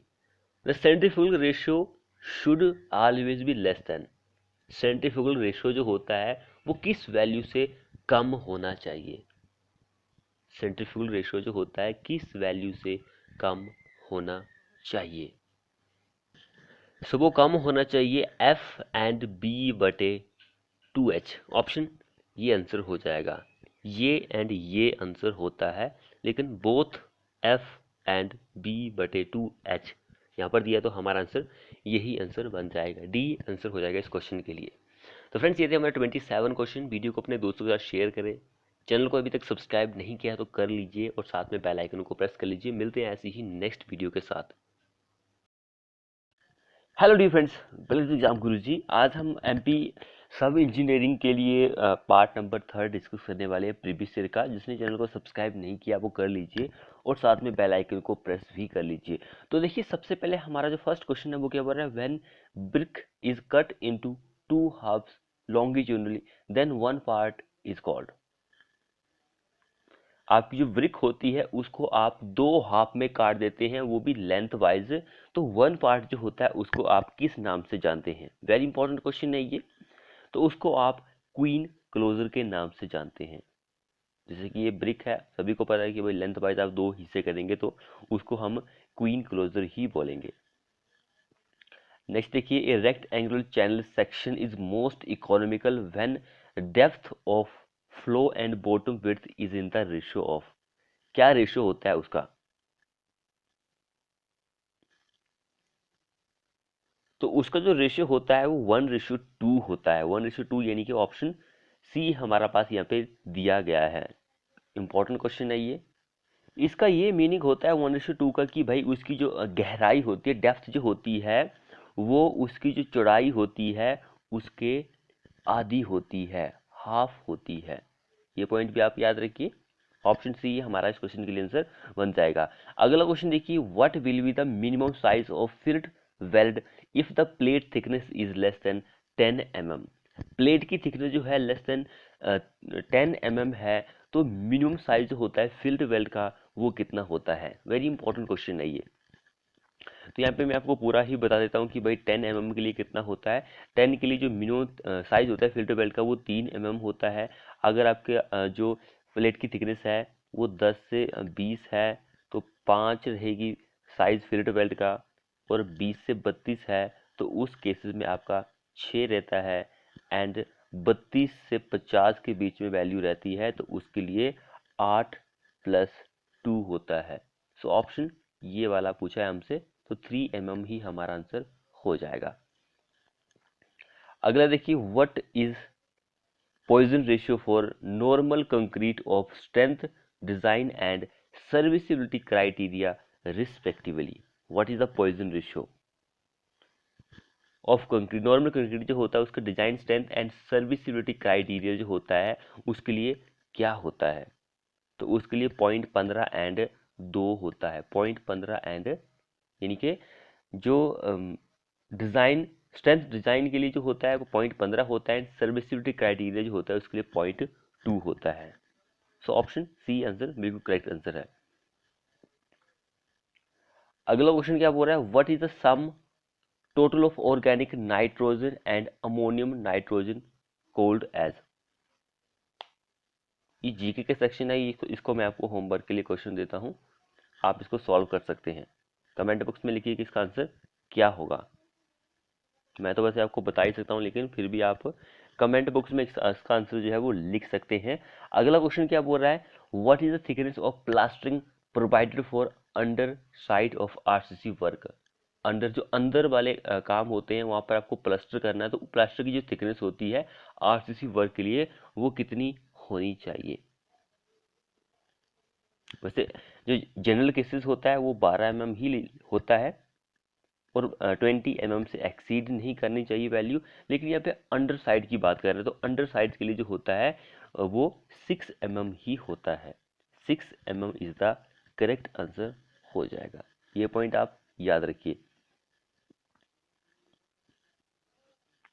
अगला क्वेश्चन देखिए यहाँ पे, what is the net quantity of plastering required for wall measuring 10.5 metre length and 12 metre width and 12 mm thick with an opening of 1.2 metre into 1 metre. ये इंटू है, एक्स नहीं मानेगा, ये मल्टीप्लाई का साइन दिया गया है यहाँ पर। तो क्या उसकी क्वांटिटी आएगी? भाई सभी को पता है कि प्लास्टर जो होता है उसको स्क्वायर मीटर में मेजर किया जाता है। यहाँ पे ऑप्शन में देख सकते हैं आप, स्क्वायर मीटर ही दिया गया है। तो यहाँ पे हमें क्वांटिटी नहीं फाइंड आउट करनी है कि भाई हमारे पास 6 mm थिकनेस दी गई है, 12 दी है, 20 दी गई है, तो इसको आप भूल जाइए। हमारे पास डिमेंशन दी गई है, उसकी कितनी है, लेंथ कितनी है, विड्थ कितनी है, 10.5 और मल्टीप्लाई बाय 12 विड्थ दी गई है। इसको मल्टीप्लाई करेंगे, हमें यहाँ पे बोल रहा है कि भाई विद एन ओपनिंग, जो डिडक्शन हमें करनी है वो माइनस हम कर देंगे। 1.2 इंटू 1 ये हमें डिडक्शन करनी है। सबसे पहले इसको आप मल्टीप्लाई कीजिए, इसको भी मल्टीप्लाई कीजिए, दोनों को आप माइनस कर दीजिए। हमारे पास जो आंसर आना चाहिए वो ये वाला आना चाहिए, 124.80, यहाँ पे पॉइंट रहेगा। ये हमारे पास स्क्वायर मीटर में आंसर जो है वो आ जाएगा। सो बी इस क्वेश्चन के लिए आंसर बन जाएगा। अगला क्वेश्चन देखिए, what type of cross drainage work is provided when the canal runs below the drain with FSL of canal. यहाँ पे क्वेश्चन भी थोड़ा सा मिस्टेक है, यहाँ पे वेल रहेगा, ये जो है दिया गया है वेल, ये कैनाल है, यहाँ पर भी थोड़ा सा मिस्टेक है।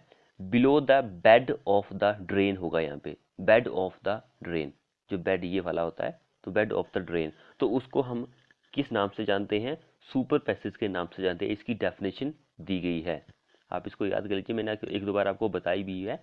अगला क्वेश्चन देखिए यहाँ पे, for a cinema hall number of WC required for female is.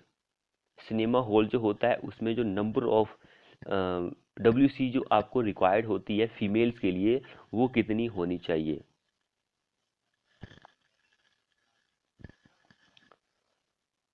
तो सिनेमा हॉल के लिए जो मैक्सिमम होती है वो 200 WC आपको रिक्वायर्ड होती है, या 2% या फिर 1% होता है। सो ऑप्शन ए हमारा इस क्वेश्चन के लिए आंसर बन जाएगा। अगला क्वेश्चन देखिए यहाँ पर, for glazing clay product at water what temperature sodium chloride should be thrown into the. तीन ही ऑप्शन यहाँ पे दिए गए हैं, तो कितना टेम्परेचर रहता है, 1000 से 1300 डिग्री सेल्सियस, इतना टेम्परेचर जो रहता है। Glazing clay product at what temperature sodium chloride should be thrown into the kiln, यहाँ पे किलन भी होना चाहिए था। तो किलन में जो सोडियम क्लोराइड जो होता है वो डाला जाता है ग्लेजिंग क्ले प्रोडक्ट के लिए, वो 1000 से 1300 डिग्री सेल्सियस का रहता है। आज हम आपके लिए वीडियो जो है बहुत ही जल्दी बना रहे हैं, क्योंकि आज यहाँ पर लाइट का प्रॉब्लम है, तो मैंने पावर बैंक से कनेक्ट किया हुआ, तो पावर बैंक में भी उतनी चार्जिंग नहीं है, तो इसलिए थोड़ा सा आपको डिटेल में प्रोवाइड नहीं हो पा रहा है। तो नेक्स्ट वीडियो में हम देखेंगे कि भाई लाइट जो है वो आपके लिए मिल सके, क्योंकि लाइट जो है एक दिन हो गया है कट लगे हुए। तो अगला क्वेश्चन क्या बोल रहा है, as per IRC maximum width of vehicle should be. Maximum जो विड्थ होती है व्हीकल की वो कितनी होती है, कॉमन क्वेश्चन है, ये पिछली वीडियो में डिस्कस कर चुके हैं, जो हमारी टॉप एक्सपेक्टेड की क्वेश्चन 3500 की सीरीज रही थी उसमें। तो विड्थ जो होती है वो ये आंसर होता है, 2.44 ये विड्थ होती है। लेंथ की अगर बात करेंगे तो 10.60 मीटर होती है। हाइट की अगर बात करेंगे तो 3.80 होती है हाइट। ये तीनों चीजें कॉमन चीजें आपको पता होनी जरूरी है। अगला क्वेश्चन देखिए यहाँ पर, एज पर हमारे इस IS कोड के अकॉर्डिंग, इस IS कोड को आप याद रखिए, specification how to calculate the gross diameter of bolt. Gross diameter जो होता है बोल्ट का, आपको कैसे डिटरमाइन करना है। If the diameter of bolt is less than और equal to 25 mm, less than और इक्वल टू 25 mm, भाई लेस देन बोल रहा है, तो लेस देन 25 होता है, तो उसमें हम नॉमिनल जो होता है डायमीटर उसमें 1.5 mm जो होता है उसको भी ऐड कर देते हैं। तो 25 प्लस 1.5 इक्वल टू 26.5, ये हमारे पास ग्रोस डायमीटर बन जाता है। तो नॉमिनल डायमीटर प्लस ये हम ऐड कर देते हैं। सो ऑप्शन सी हमारा इस क्वेश्चन के लिए आंसर बन जाएगा। अगर 25 से ज़्यादा रहेगा, यहाँ पे लेस देन है, इक्वल दिया गया है, अगर ग्रेटर देन होता है तो उस केसेस में हम 2 ऐड करेंगे ग्रोस डायमीटर के लिए। कॉमन क्वेश्चन है, सभी को पता है। अगला क्वेश्चन देखिए, super built up area is defined as. Super built up area जो होता है उसको आप किस तरह से डिफाइन कर सकते हैं कि भाई वो क्या होता है, उसमें क्या क्या शामिल होता है। कॉमन क्वेश्चन है ये। तो सुपर जो बिल्टअप एरिया जो होता है उसको उसमें जो समीशन होता है, यानी कि built up area and common area जो होता है, इन दोनों का समीशन होता है। समेशन होगा, यहाँ पे समेशन की स्पेलिंग भी मिस्टेक है, SUMMATION होता है। अगला क्वेश्चन क्या बोल रहा है, which of the following could be use for fixing the arbitrary direction. Arbitrary direction जो होती है उसको फिक्स करने के लिए आप इन चारों में से किसको यूज कर सकते हैं।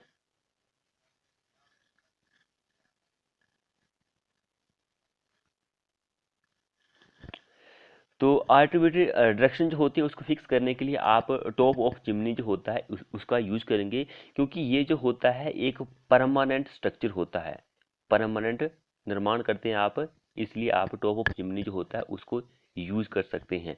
अगला क्वेश्चन देखते हैं हम यहाँ पर, विच of the following is best instrument for measuring the velocity of steam flow.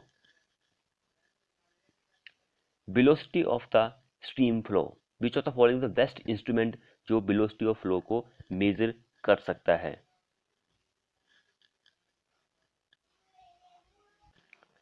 तो यहाँ पे स्टीम की बात कर रहा है भाई। स्टीम के लिए जो होता है, स्टीम जो होती है आपकी नदी रिवर वगैरह जो होती है उसमें, तो वो करते हैं आप करंट मीटर जो होता है उसका यूज करेंगे वेलोसिटी को मेजर करने के लिए। स्टीम की बात हो रही है, नदी की बात हो रही है यहाँ पे। सो ऑप्शन बी हमारा आंसर बन जाएगा। अगला क्वेश्चन देखिए यहाँ पे, which of the following test is use to determine the rate of year of stone. So rate of year नहीं, यहाँ पे वियर होना चाहिए था, wear, rate of the wear of the stone. तोड़ फोड़ के लिए आप एट्रिशन टेस्ट जो होता है उसका यूज करते हैं। ऑप्शन बी आंसर हो जाएगा इस क्वेश्चन के लिए। अगला क्वेश्चन देखिए, which of the following type of losses does not occur in the centrifugal pump. Centrifugal pump में जो आपको लॉसेस नहीं देखने को मिलता है वो कौन सा लॉसेस होता है, तो वो फ्रिक्शनल लॉसेस होता है। बाकी लीकेज लॉसेस आपको देखने को मिलता है, मैकेनिकल लॉसेस भी आपको देखने को मिलता है, एंड हाइड्रोलिक लॉसेस होता है, वो भी आपको सेंट्रीफ्यूगल पंप में देखने को मिलेगा, लेकिन ये लॉसेस आपको नहीं देखने को मिलेगा। ऑप्शन बी इस क्वेश्चन के लिए आंसर बन जाएगा। अगला देखिए, which of the following is not type of wearing. Wearing joints भी होना चाहिए था यहाँ पे। Which of the following is not type of wearing joints, कौन सा नहीं है वो।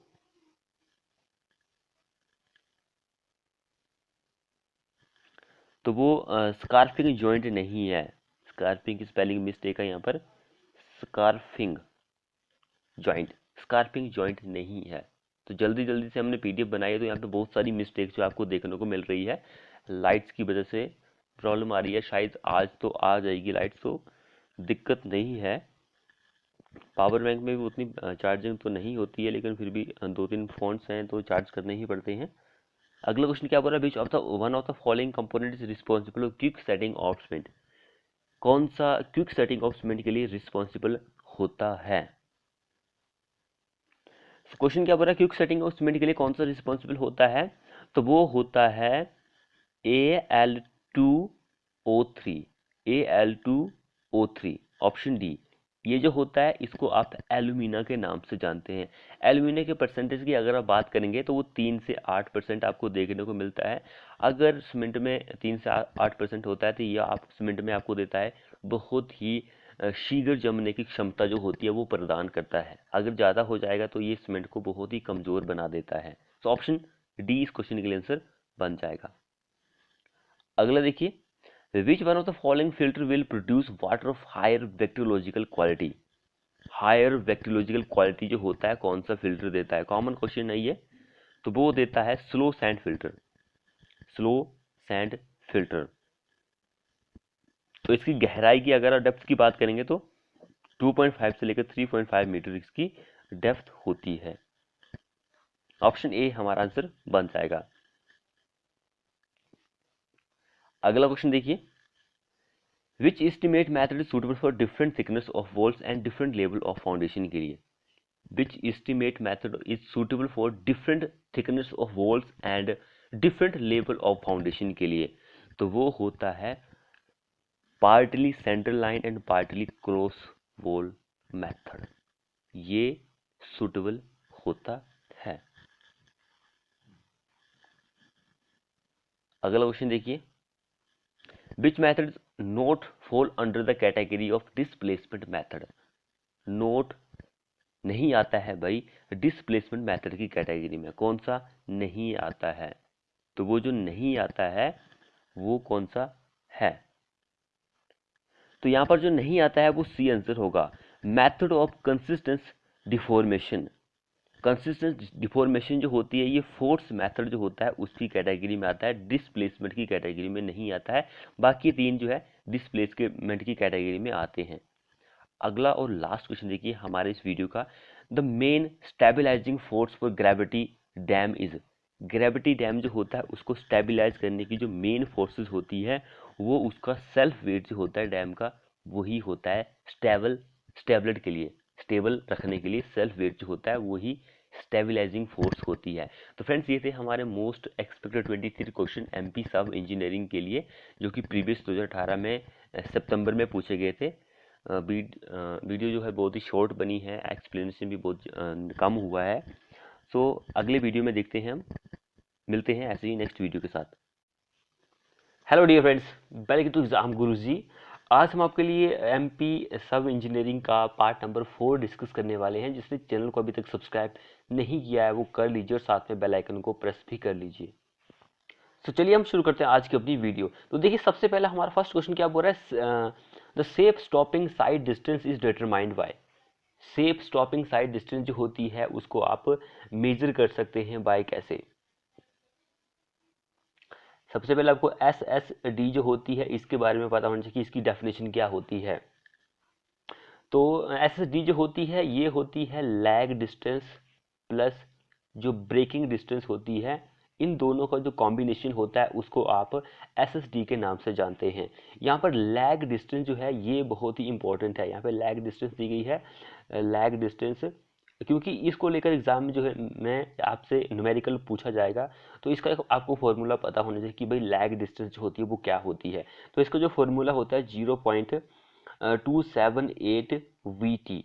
वी जो होता है ये वेलोसिटी होती है, यानी कि स्पीड होती है किसी भी व्हीकल की, एंड टी तो सभी को पता है कि ये टाइम होता है। तो ये फॉर्मूला है, आप इसको याद रखिए, ये लैग डिस्टेंस का फॉर्मूला होता है। एंड एस एस डी तो मैंने आपको बता दिया कि भाई combination of lag distance plus braking distance. So यहाँ पे दिया गया है adding lag distance and braking distance. Option B हमारा इस क्वेश्चन के लिए आंसर बन जाएगा। अगला क्वेश्चन देखते हैं, instrument use to compute area of irregular shape marker on paper is known as. Common question है ये।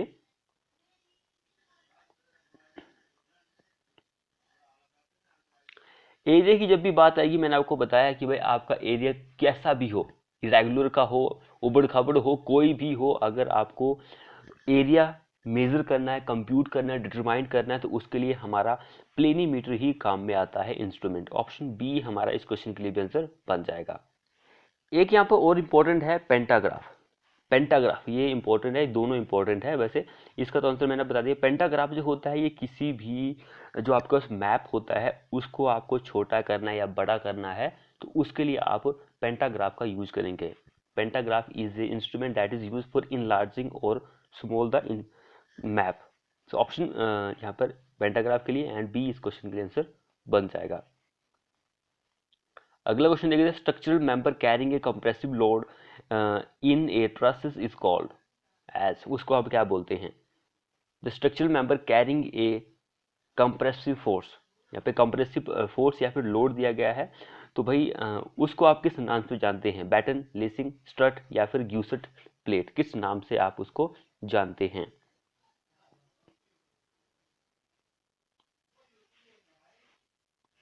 सो यहाँ पे आंसर जो रहेगा वो स्ट्रट रहेगा। स्ट्रट हो चाहे हमारे पास कॉलम हो या फिर हमारे पास एक स्टेंशन हो, ये सारे जो होते हैं ये कंप्रेसिव लोड को ही सहन कर सकते हैं, लेकिन टाई जो होती है ये टेंशन मेंबर को सहन कर सकता है। टेंशन लोड जो लगता है उसके लिए टाई मेंबर ही यूज होता है। ऑप्शन सी इस क्वेश्चन के आंसर हो जाएगा।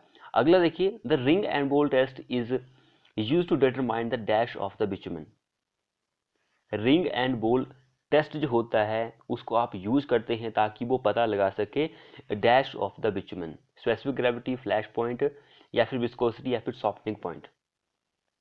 क्या आंसर रहेगा इस क्वेश्चन के लिए? सो इसमें हमारा आंसर जो रहेगा वो सॉफ्टनिंग पॉइंट रहेगा। यहाँ पे सॉफ्टनिंग पॉइंट तो नहीं दिया है, ऑप्शन गलत है, लेकिन हिंदी में बिल्कुल सही दिया गया है। सॉफ्टनिंग पॉइंट टेस्ट जो होता है उसमें आप अपरेटस यूज करेंगे, रिंग एंड बोल अपरेटस, तो ये सॉफ्टनिंग पॉइंट में यूज होते हैं। ऑप्शन डी हमारा आंसर होगा इस क्वेश्चन के लिए। ये भी कॉमन क्वेश्चन है, हम जो वैसे सारे क्वेश्चन जो है इनको यूज कर चुके हैं, पढ़ चुके हैं, जितने भी हमारे एक्सपेक्ट, कोई ऐसा क्वेश्चन है जो कि रिपीट नहीं हो रहा है। बाकी क्वेश्चन ऑलमोस्ट जो है वो हमने कई बार अपने वीडियो में आपको करवाए हुए हैं। अगला क्वेश्चन क्या बोल रहा था, constant head permeameter is use to determine the permeability of. Constant head permeameter एक टेस्ट होता है जिसको आप यूज करते हैं ताकि आप डिटरमाइन कर सके परमेबिलिटी ऑफ डैश सॉइल, किस सॉइल की। यहाँ पे कांस्टेंट दिया गया है, हमारे पास एक फाइन हेड भी होता है तो उसको फाइन सैंड के लिए किया जाता है, तो ये कांस्टेंट फॉर कोर्स ग्रेन के लिए किया जाएगा। ऑप्शन बी हमारा इस क्वेश्चन के लिए आंसर हो जाएगा। अगला देखिए, IS code of practice for pre stress concrete. Pre stress concrete के लिए कौन सा आईएस कोड जो होता है वो यूज होता है, किस आईएस कोड में आता है, तो ये इस आईएस कोड में आपको प्री स्ट्रेस कंक्रीट के बारे में जानकारी जो है वो मिल जाएगी। नेक्स्ट देखिए, specific gravity of pure tar is in the range of.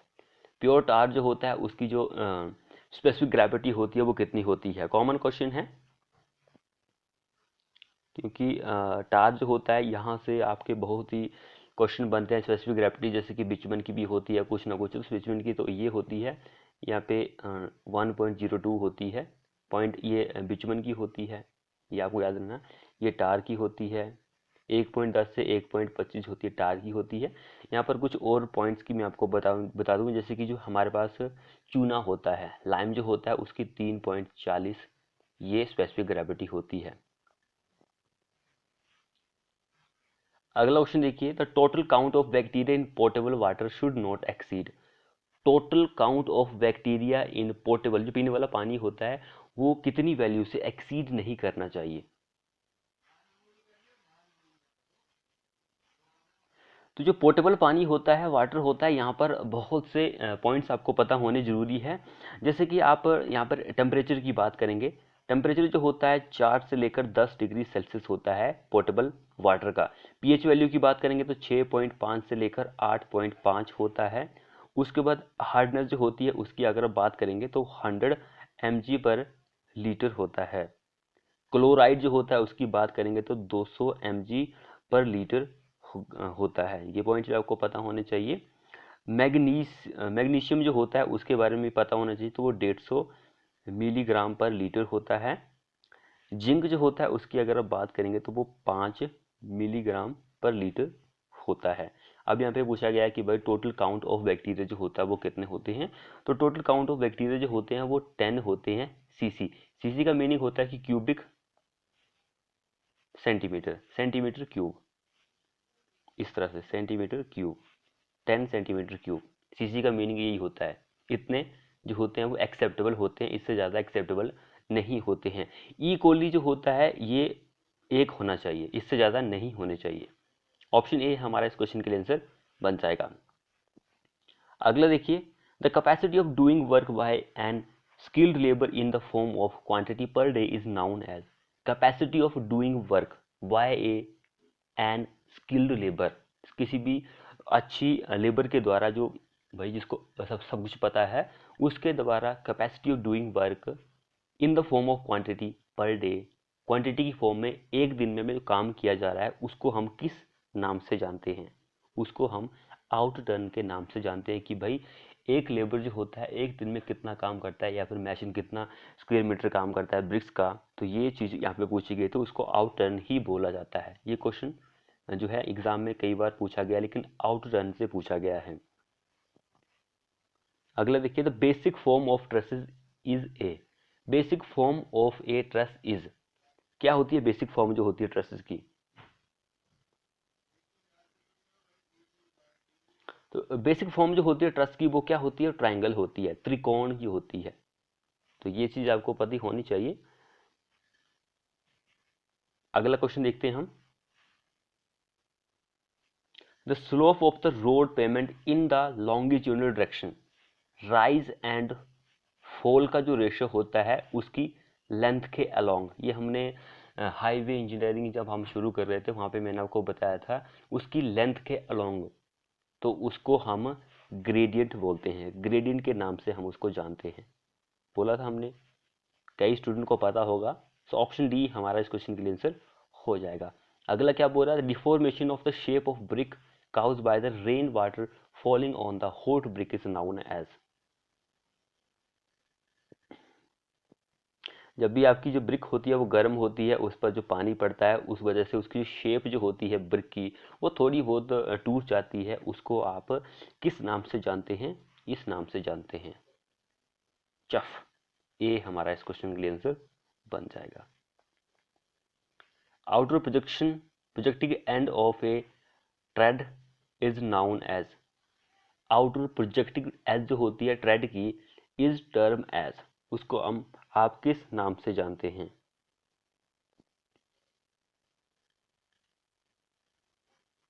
Outer projection जो होती है एज ऑफ ट्रेड जो होता है उसको नोजिंग के नाम से जानते हैं, नोजिंग के नाम से हम उसको जानते हैं।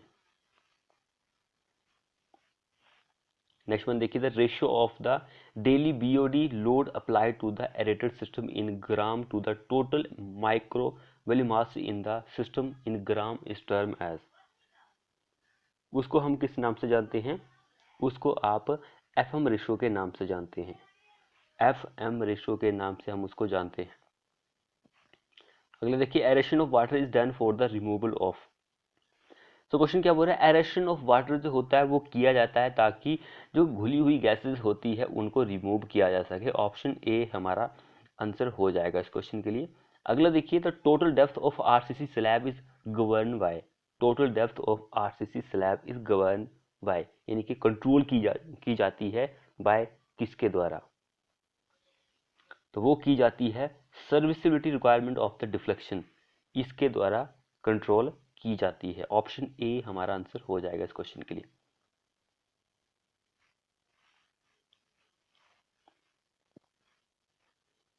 नेक्स्ट देखिए, the phenomena of raking out of joints to fill the mortar to project joints from adverse effect of atmosphere is known as.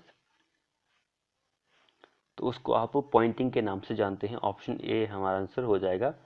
अगला देखते हैं, arrangement made to prevent entry of water at the side of pier construction is known as. Arrangement made to prevent entry of water at the site of pier construction is known as coffer dam। ये previous year के question है, तो कई बार exam में ये पूछे गए हैं। अगला क्वेश्चन क्या बोल रहा है? Hold fast iron strap bent in the form of which of the following English capital letter at their ends. Hold fast जो आप यूज करते हैं, डोर जो होते हैं उनको होल्ड करने के लिए, उनका जो शेप होती है किस तरह की शेप होती है? तो ये हम क्वेश्चन डिस्कस कर चुके हैं, वो जेड आकार की होती है। जेड आकार यहाँ पे थोड़ा सा दो लिखा हुआ है, लेकिन जेड आकार की होती है वो इंग्लिश के लेटर की।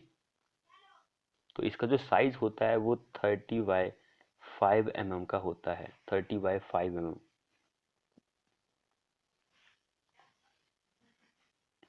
अगला क्या बोल रहा है? In an open channel a moving wave front which brings about an abrupt change in depth of the flow is known as. Abrupt change in depth of flow, उसको आप सर्ज के नाम से जानते हैं, सर्ज के नाम से जानते हैं। अगला क्वेश्चन बोल रहा है कि hydrographic survey deals with the mapping of. Hydrographic survey जो होता है वो डील्स करता है with the mapping of large water body. Hydro पानी से रिलेट करता है, ये ट्रिक मैंने आपको बताई हुई है।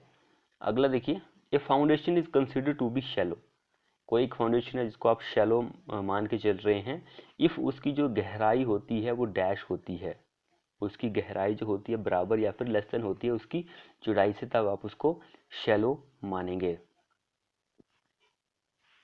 अगला देखिए, the foundation which support a large number of footing of load of a single unit and cover the whole loaded area is called, उसको आप राफ्ट फाउंडेशन के नाम से जानते हैं। आपकी सॉइल जो होती है उसके पास बेरिंग कैपेसिटी नहीं होती है तो आप राफ्ट फाउंडेशन को ही यूज करते हैं। नेक्स्ट देखिए, the swelling nature of black cotton soil is primarily due to the presence of, भाई स्वेलिंग नेचर जो होता है ब्लैक कॉटन सॉइल का वो primarily due to presence of, क्या प्रेजेंट होता है सबसे पहले तो वो मोंट मोरिलोनाइट ही प्रेजेंट होता है, उसकी वजह से ही आपको देखने को मिलता है। अगला लास्ट क्वेश्चन देखिए हमारे इस वीडियो का, क्वेश्चन क्या बोल रहा है, यूनिट ऑफ मेजरमेंट पर क्विंटल फॉर द फॉलोइंग, पर क्विंटल जो होता है किसके लिए यूनिट ऑफ मेजरमेंट होता है, पर क्विंटल की अगर आप बात करेंगे तो वो mile steel reinforcement of RCC work के लिए पर क्विंटल मेजरमेंट होता है। ऑप्शन सी आंसर हो जाएगा इस क्वेश्चन के लिए। तो फ्रेंड्स, ये थे हमारे मोस्ट एक्सपेक्टेड क्वेश्चन। वीडियो को अपने दोस्तों के साथ शेयर करें, चैनल को सब्सक्राइब नहीं किया तो कर लीजिए। मिलते हैं नेक्स्ट वीडियो में। Hello dear friends, welcome to exam guruji. MBJE के लिए हम आज का नेक्स्ट पार्ट डिस्कस करने वाले हैं, पार्ट नंबर 5। सो जिसने चैनल को सब्सक्राइब नहीं किया अभी तक वो कर दीजिए, साथ में बेल आइकन को प्रेस भी कर लीजिए। यहाँ पर जो फर्स्ट क्वेश्चन पूछा गया है वो पूछा गया है कंप्यूटर से। तो पूछा गया कि in MS Excel 2010 to insert a comment option we have to click the, MS Excel जो 2010 है उसमें अगर आपको कमेंट का जो ऑप्शन होता है वो डालना है तो आपको किस पर क्लिक करना पड़ेगा। 4 ऑप्शन हमारे पास दिए गए हैं, view tab, design tab, formula tab या फिर रिव्यू टैब। तो हमें कमेंट क्लिक करना पड़ेगा रिव्यू टैब पर। ऑप्शन डी हमारा इस क्वेश्चन के लिए आंसर बन जाएगा। सो अगला क्वेश्चन क्या बोल रहा है, two theodolite method of setting out a curve in bolts, क्या आंसर रहेगा इस क्वेश्चन के लिए। टू थ्रेडोलाइट मेथड जो होता है उससे आप सेट आउट कर सकते हैं किसको, एंगुलर मेजरमेंट जो होती है उसको। जो ये टू थ्रेडोलाइट मेथड होता है ये बहुत ही सिंपल होता है एंड एक्यूरेट होता है, लेकिन यहाँ पे एक लिमिटेशन होती है कि भाई यहाँ पर आपको 2 सर्वेयर की जरूरत पड़ती है और 2 ही आपको थ्रेडोलाइट की जरूरत पड़ेगी, क्योंकि नाम से स्पष्ट हो रहा है कि टू थ्रेडोलाइट मेथड, तो 2 थ्रेडोलाइट 2 सर्वेयर, तो यही इसकी लिमिटेशन है। बाकी ये सिंपल होता है, एक्यूरेट भी होता है, तो ये एंगुलर मेजरमेंट जो होती है इसको ये कर सकता है। ऑप्शन बी हमारा इस क्वेश्चन के लिए आंसर बन जाएगा। अगला क्वेश्चन देखिए, यहाँ पे ये क्वेश्चन बहुत ही इंपॉर्टेंट है। इफ के is the total distance of the level, के क्या है भाई, total distance of the level in kilometre में, देन द परमिसिबल एरर जो होता है first order prescribe labelling is, first order के लिए परमिसिबल एरर जो होता है वो क्या होता है। फर्स्ट ऑर्डर के लिए पूछा गया हमसे यहाँ पे, एक सेकंड ऑर्डर भी होता है, एक थर्ड ऑर्डर भी होता है एंड लास्ट वन जो होता है वो कंट्रोल लेबलिंग होता है, जिसको आप बिल्डिंग की स्टडी जो होती है उसमें यूज कर सकते हैं। सारे पॉइंट मैं आपको बता देता हूँ यहाँ पे। तो ये क्वेश्चन सेम रहेगा, सिर्फ यहाँ पे फर्स्ट ऑर्डर की जगह सेकंड ऑर्डर, थर्ड ऑर्डर और कंट्रोल लेबलिंग हो जाएगा। तो फर्स्ट ऑर्डर का देख लीजिए आप, फर्स्ट ऑर्डरिंग के लिए प्लस माइनस अंडर रूट के होता है, तो के जो होगा ये mm में हमारा आंसर दिया गया है यहाँ पे। तो ये फर्स्ट ऑर्डर के लिए दिया गया है, ये जो होता है सेकंड ऑर्डर के लिए होता है। यहाँ पर 12 नहीं दिया गया लेकिन प्लस माइनस 12 अंडर रूट, ये के जो होता है ये थर्ड ऑर्डर के लिए होता है एंड लास्ट वन जो होता है वो कंट्रोल के लिए होता है, कंट्रोल लेबलिंग के लिए। कंट्रोल लेबलिंग के लिए जो होता है वो 24 होता है, प्लस माइनस 24 अंडर रूट के। तो ये चीज़ सारी ये चीज़ें आप याद कर लीजिए, क्योंकि एग्जाम में इसको लेकर जो है क्वेश्चन पूछा जा सकता है। वैसे इजी है इसको याद करना, वही फर्स्ट ऑर्डर के लिए 4, सेकंड के लिए 8, 4 8 12, 12 दूनी 24, देखिए डबल डबल किया गया है यहाँ पे सभी में, यहाँ पर डबल है, इन दोनों में डबल है, आप दोनों को जोड़ा बना सकते हैं भाई। तो ये चीज़ देखिए। अगला क्वेश्चन क्या बोल रहा है यहाँ पे, a type of door to be provided where width of opening is large and hinged and shutter is not required called as, यहाँ पे कॉल्ड एज होगा। क्या आंसर रहेगा इस क्वेश्चन के लिए? Type of door to be provided where width of the opening is large and hinged and shutter is not required is called. Shutter जो है उसकी जरूरत ही नहीं है भाई, तो वो कौन सा डोर होता है? कोलैप्सिबल डोर होता है। कोलैप्सिंग डोर जो होता है वो होता है, उसमें आपको शटर की जरूरत ही नहीं पड़ती है। अगला क्वेश्चन क्या बोल रहा है? Reverse curve is a type of. Reverse curve जो होता है वो किस तरह का कर्व होता है? रिवर्स कर्व जो होता है वो एक हॉरिजॉन्टल टाइप का कर्व होता है। Reverse curve is horizontal type का कर्व होता है। जिसने चैनल को सब्सक्राइब नहीं किया वो कर लीजिए। अगला क्वेश्चन क्या बोल रहा है? Decrease in per capita consumption of water is observe in the. Decrease in per capita consumption of water is observe in, किसमें ऑब्जर्व की जाती है? मीटरिंग सिस्टम जो होता है, मीटर वाला सिस्टम होता है, उसमें ही ऑब्जर्व की जाती है। अगला क्वेश्चन देखिए, a cube of concrete in comparison to cylinder of cube is expected to give an compressive strength. A cube of concrete जो होता है उसको आप कंपैरिजन करते हैं सिलेंडर जो होता है कंक्रीट का, तो उसके एक्सेप्टेड गिव कंप्रेसिव स्ट्रेंथ जो होता है वो कितनी देता है हमें? तो वो मोर देन 15% देता है, 15% से ज़्यादा हमें देता है। तो भाई क्यूब जो होता है कंक्रीट का, ये 15% इसकी जो होती है कंप्रेसिव स्ट्रेंथ ज़्यादा होती है सिलेंडर से। क्यूब का साइज तो सभी को पता है कि वह 15 सेंटीमीटर का क्यूब होता है। सिलेंडर जो होता है इसका डायमीटर एग्जाम में पूछा जाता है कि भाई उसका डायमीटर कितना होता है। 15 सेंटीमीटर इसका डायमीटर होता है एंड उसकी जो ऊंचाई होती है वो 30 सेंटीमीटर होती है। इसको लेकर भी एग्जाम में क्वेश्चन बन सकता है। अगला क्वेश्चन देखिए, a grid obtain by drawing a series of equal potential line and stream line is called. Grid जो आप उसको ऑब्टेन कर सकते हैं by drawing a series of equal potential lines and stream line, उसको आप फ्लो नेट के नाम से जानते हैं। फ्लो नेट्स के नाम से हम उसको जानते हैं। अगला देखिए, dash is the Indian standard code of practice which deals with the general construction of steel structure. एक ऐसा आईएस कोड जो आपको डील्स करता है जनरल कंस्ट्रक्शन जो होती है स्टील स्ट्रक्चर की, वो आता है इंडियन स्टैंडर्ड का 800 आईएस कोड और 2007, यानी कि 800 2007। इस आईएस कोड में आपको स्टील स्ट्रक्चर जो होती है उसकी जनरल कंस्ट्रक्शन के बारे में जानकारी जो है वो मिल जाती है।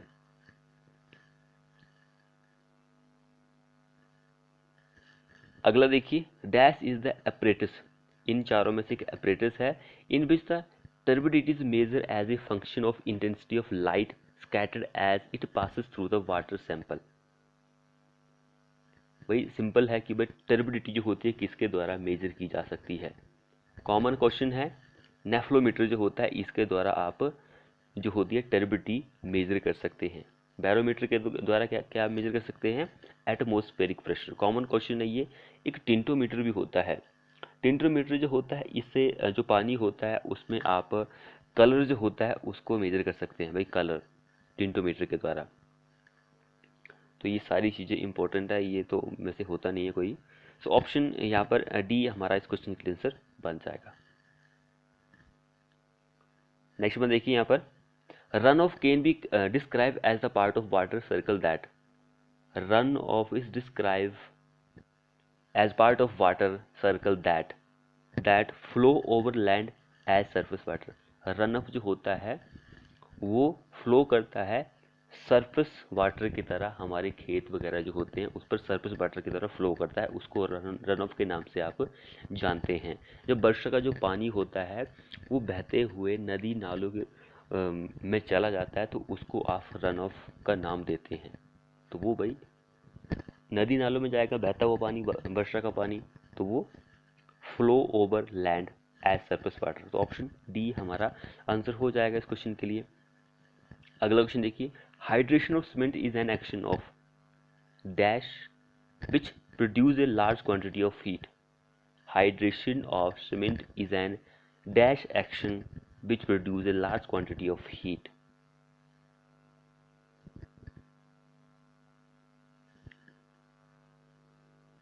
सो वेरी इंपॉर्टेंट क्वेश्चन है ये। जब भी सीमेंट का हाइड्रेशन होता है, हीट ऑफ हाइड्रेशन होता है, तब जो action dash action which produce a large quantity of heat, तो उसको आप एक्सोथर्मिक के नाम से जानते हैं।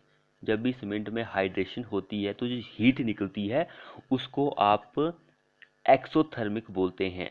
और जब भी सीमेंट में हीट ऑफ हाइड्रेशन होती है तो उस कारण से जो हीट जो होती है वो एब्जॉर्ब होती है, अवशोषित होती है भाई, उसको आप एंडोथर्मिक के नाम से जानते हैं।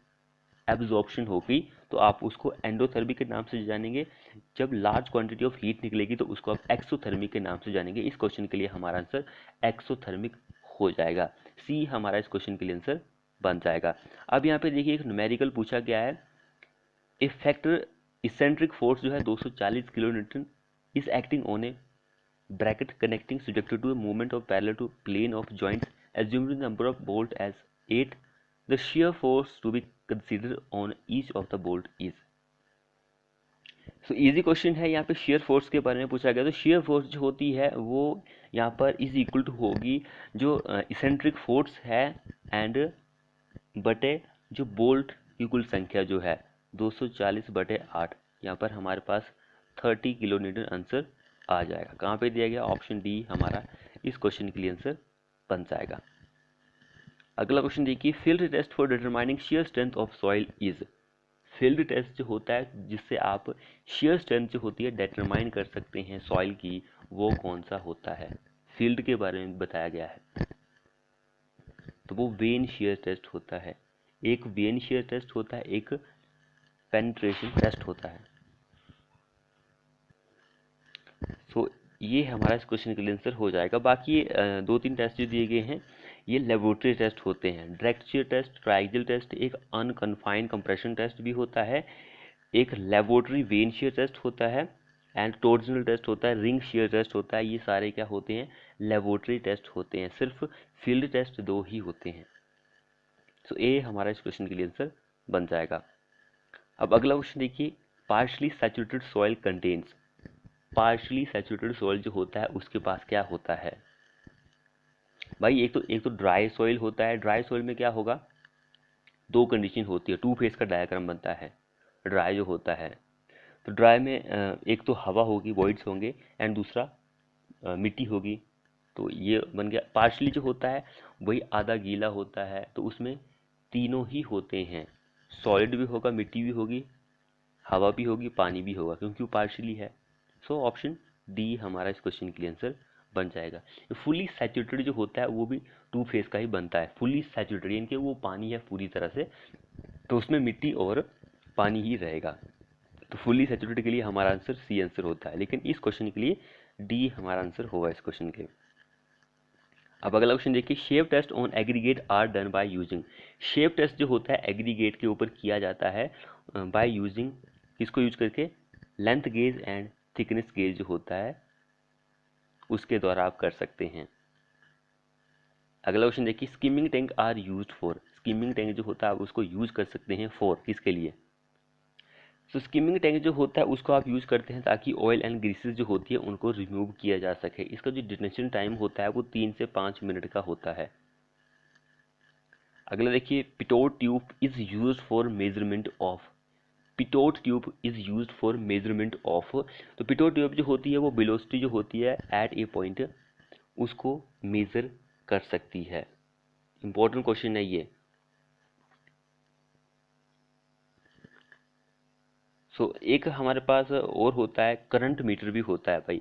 करंट मीटर जो होता है ओपन चैनल जो होता है उसमें वो वेलोसिटी को मेजर कर सकती है। ओपन चैनल में करंट मीटर, ये हमने शायद पिछले वीडियो में डिस्कस किया था।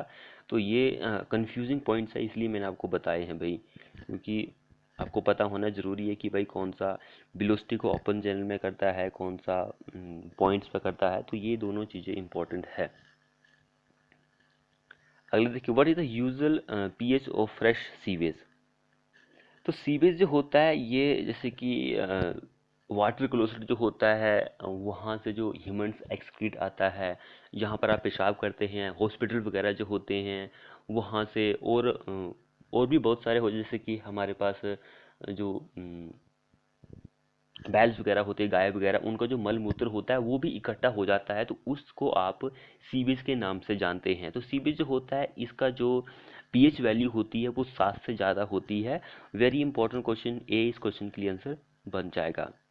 आपको ये पता होना चाहिए कि सीवेज में 99.9% जो होता है वो पानी होता है, एंड 0.1% जो होता है वो क्या होता है, सॉलिड मैटर होता है, ठोस पदार्थ होते हैं। इसको लेकर भी एग्जाम में क्वेश्चन एक दो बार पूछा गया है। अब अगला देखिए, in flexible pavement analysis it is assume that the load transferred through layer wise. Flexible pavement जो होती है इसमें, इसको जब भी आप एनालाइज करते हैं तो आप उसमें एज्यूम करते हैं that the load transferred through layer Y. किसके थ्रू ट्रांसफर होता है, तो वो ट्रांसफर होता है grain to grain transfer through point of contact. Grain to grain transfer through point of contact जो होता है उसके थ्रू ये ट्रांसफर होता है। अगर आप फ्लेक्सिबल पेमेंट की बात करेंगे, इसकी जो सबसे नीचे वाली लेयर होती है वो सब ग्रेड होते हैं, इस पर ही इसकी स्ट्रेंथ जो होती है फ्लेक्सिबल पेमेंट की वो डिपेंड करती है। और यहाँ पर सब ग्रेड की अगर आप थिकनेस की बात करें कि कितनी ये मोटी होती है, तो ये होती है 150 से लेकर 300 mm इसकी मोटाई होती है। सब ग्रेड जो होता है सबसे नीचे वाला पार्ट, क्योंकि ये एग्ज़ाम में आपसे पूछी जा सकती है। और टॉप वाली जो होती है सरफेस कोर्स, जिसको आप सरफेस कोर्स के नाम से जानते हैं, वेयरिंग कोर्स के नाम से जानते हैं, तो उसकी जो थिकनेस होती है, मोटाई होती है 25 से 50 mm की होती है। भाई इसको भी लेकर एग्ज़ाम में क्वेश्चन बन सकता है आपका, तो ये चीज़ आपको पता होनी चाहिए। एक मोस्ट इम्पोर्टेंट है, बाइंडर कोर्स भी होती है। बाइंडर कोर्स जो होती है इसकी भी 50 से 100 mm की थिकनेस होती है। बेस कोर्स की भी मैं आपको बता देता हूँ कि बेस कोर्स की कितनी होती है। तो बेस की भी 100 से लेकर 300 mm होती है। तो सारी ही लेयर के बारे में मैंने आपको बता दिया है। अगला देखिए, is stealing well is required. Stealing well is required when the stage measurement is made by employed. Stealing well is required when the stage measurement is made by employed float gauge recorded जो होता है उससे बनी हुई होती है। Option D answer हो जाएगा इस क्वेश्चन के लिए। अगला देखिए, concrete is kept moist for a certain period of time after placement and finishing to enhance its strength and durability. This is called curing. भाई मॉइस्चर आपको बना के रखना है तो क्यूरिंग के नाम से ही हम उसको जानते हैं। अगला देखिए, अकॉर्डिंग टू हमारे इस आईएएस कोड के according the weight of the timber is to be recommended at moisture content of. इस कोड को भाई आप याद रखिए क्योंकि ये कोड जो है बहुत ही ज़्यादा इंपॉर्टेंट है। तो भाई ये आईएएस कोड जो है टिम्बर के मॉइस्चर कंटेंट से रिलेट करता है, तो आपको ये पता होना चाहिए। जब भी आप ताज़ा किसी पेड़ को काटते हैं तो उसमें 100 से लेकर 200% जो होता है वो मॉइस्चर कंटेंट होता है। अगर आपको इंजीनियरिंग पर्पज़ के लिए उसको यूज़ करना है तो उसमें एटलीस्ट इतना मॉइस्चर कंटेंट होना चाहिए। ऑप्शन बी हमारा इस क्वेश्चन के लिए आंसर बन जाएगा। अगला देखिए, when drainage is permitted throughout the triangle test it is known as. When drainage जो है वो परमिट की गई है, परमिशन दी गई है throughout the triangle test, it is known as, उसको आप सीडी टेस्ट के नाम से जानते हैं। सीडी टेस्ट में ही ड्रेनेज जो होती है उसकी वो परमिशन दी जाती है।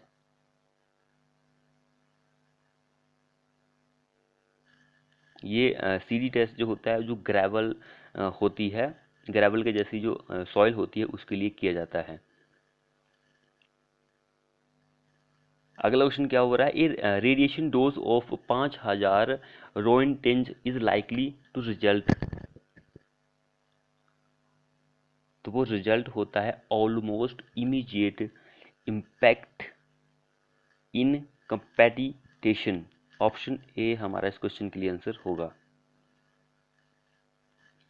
अगला क्वेश्चन क्या बोल रहा है यहाँ पर, what is the deduction made for rectangular opening having width depth and thickness of wall.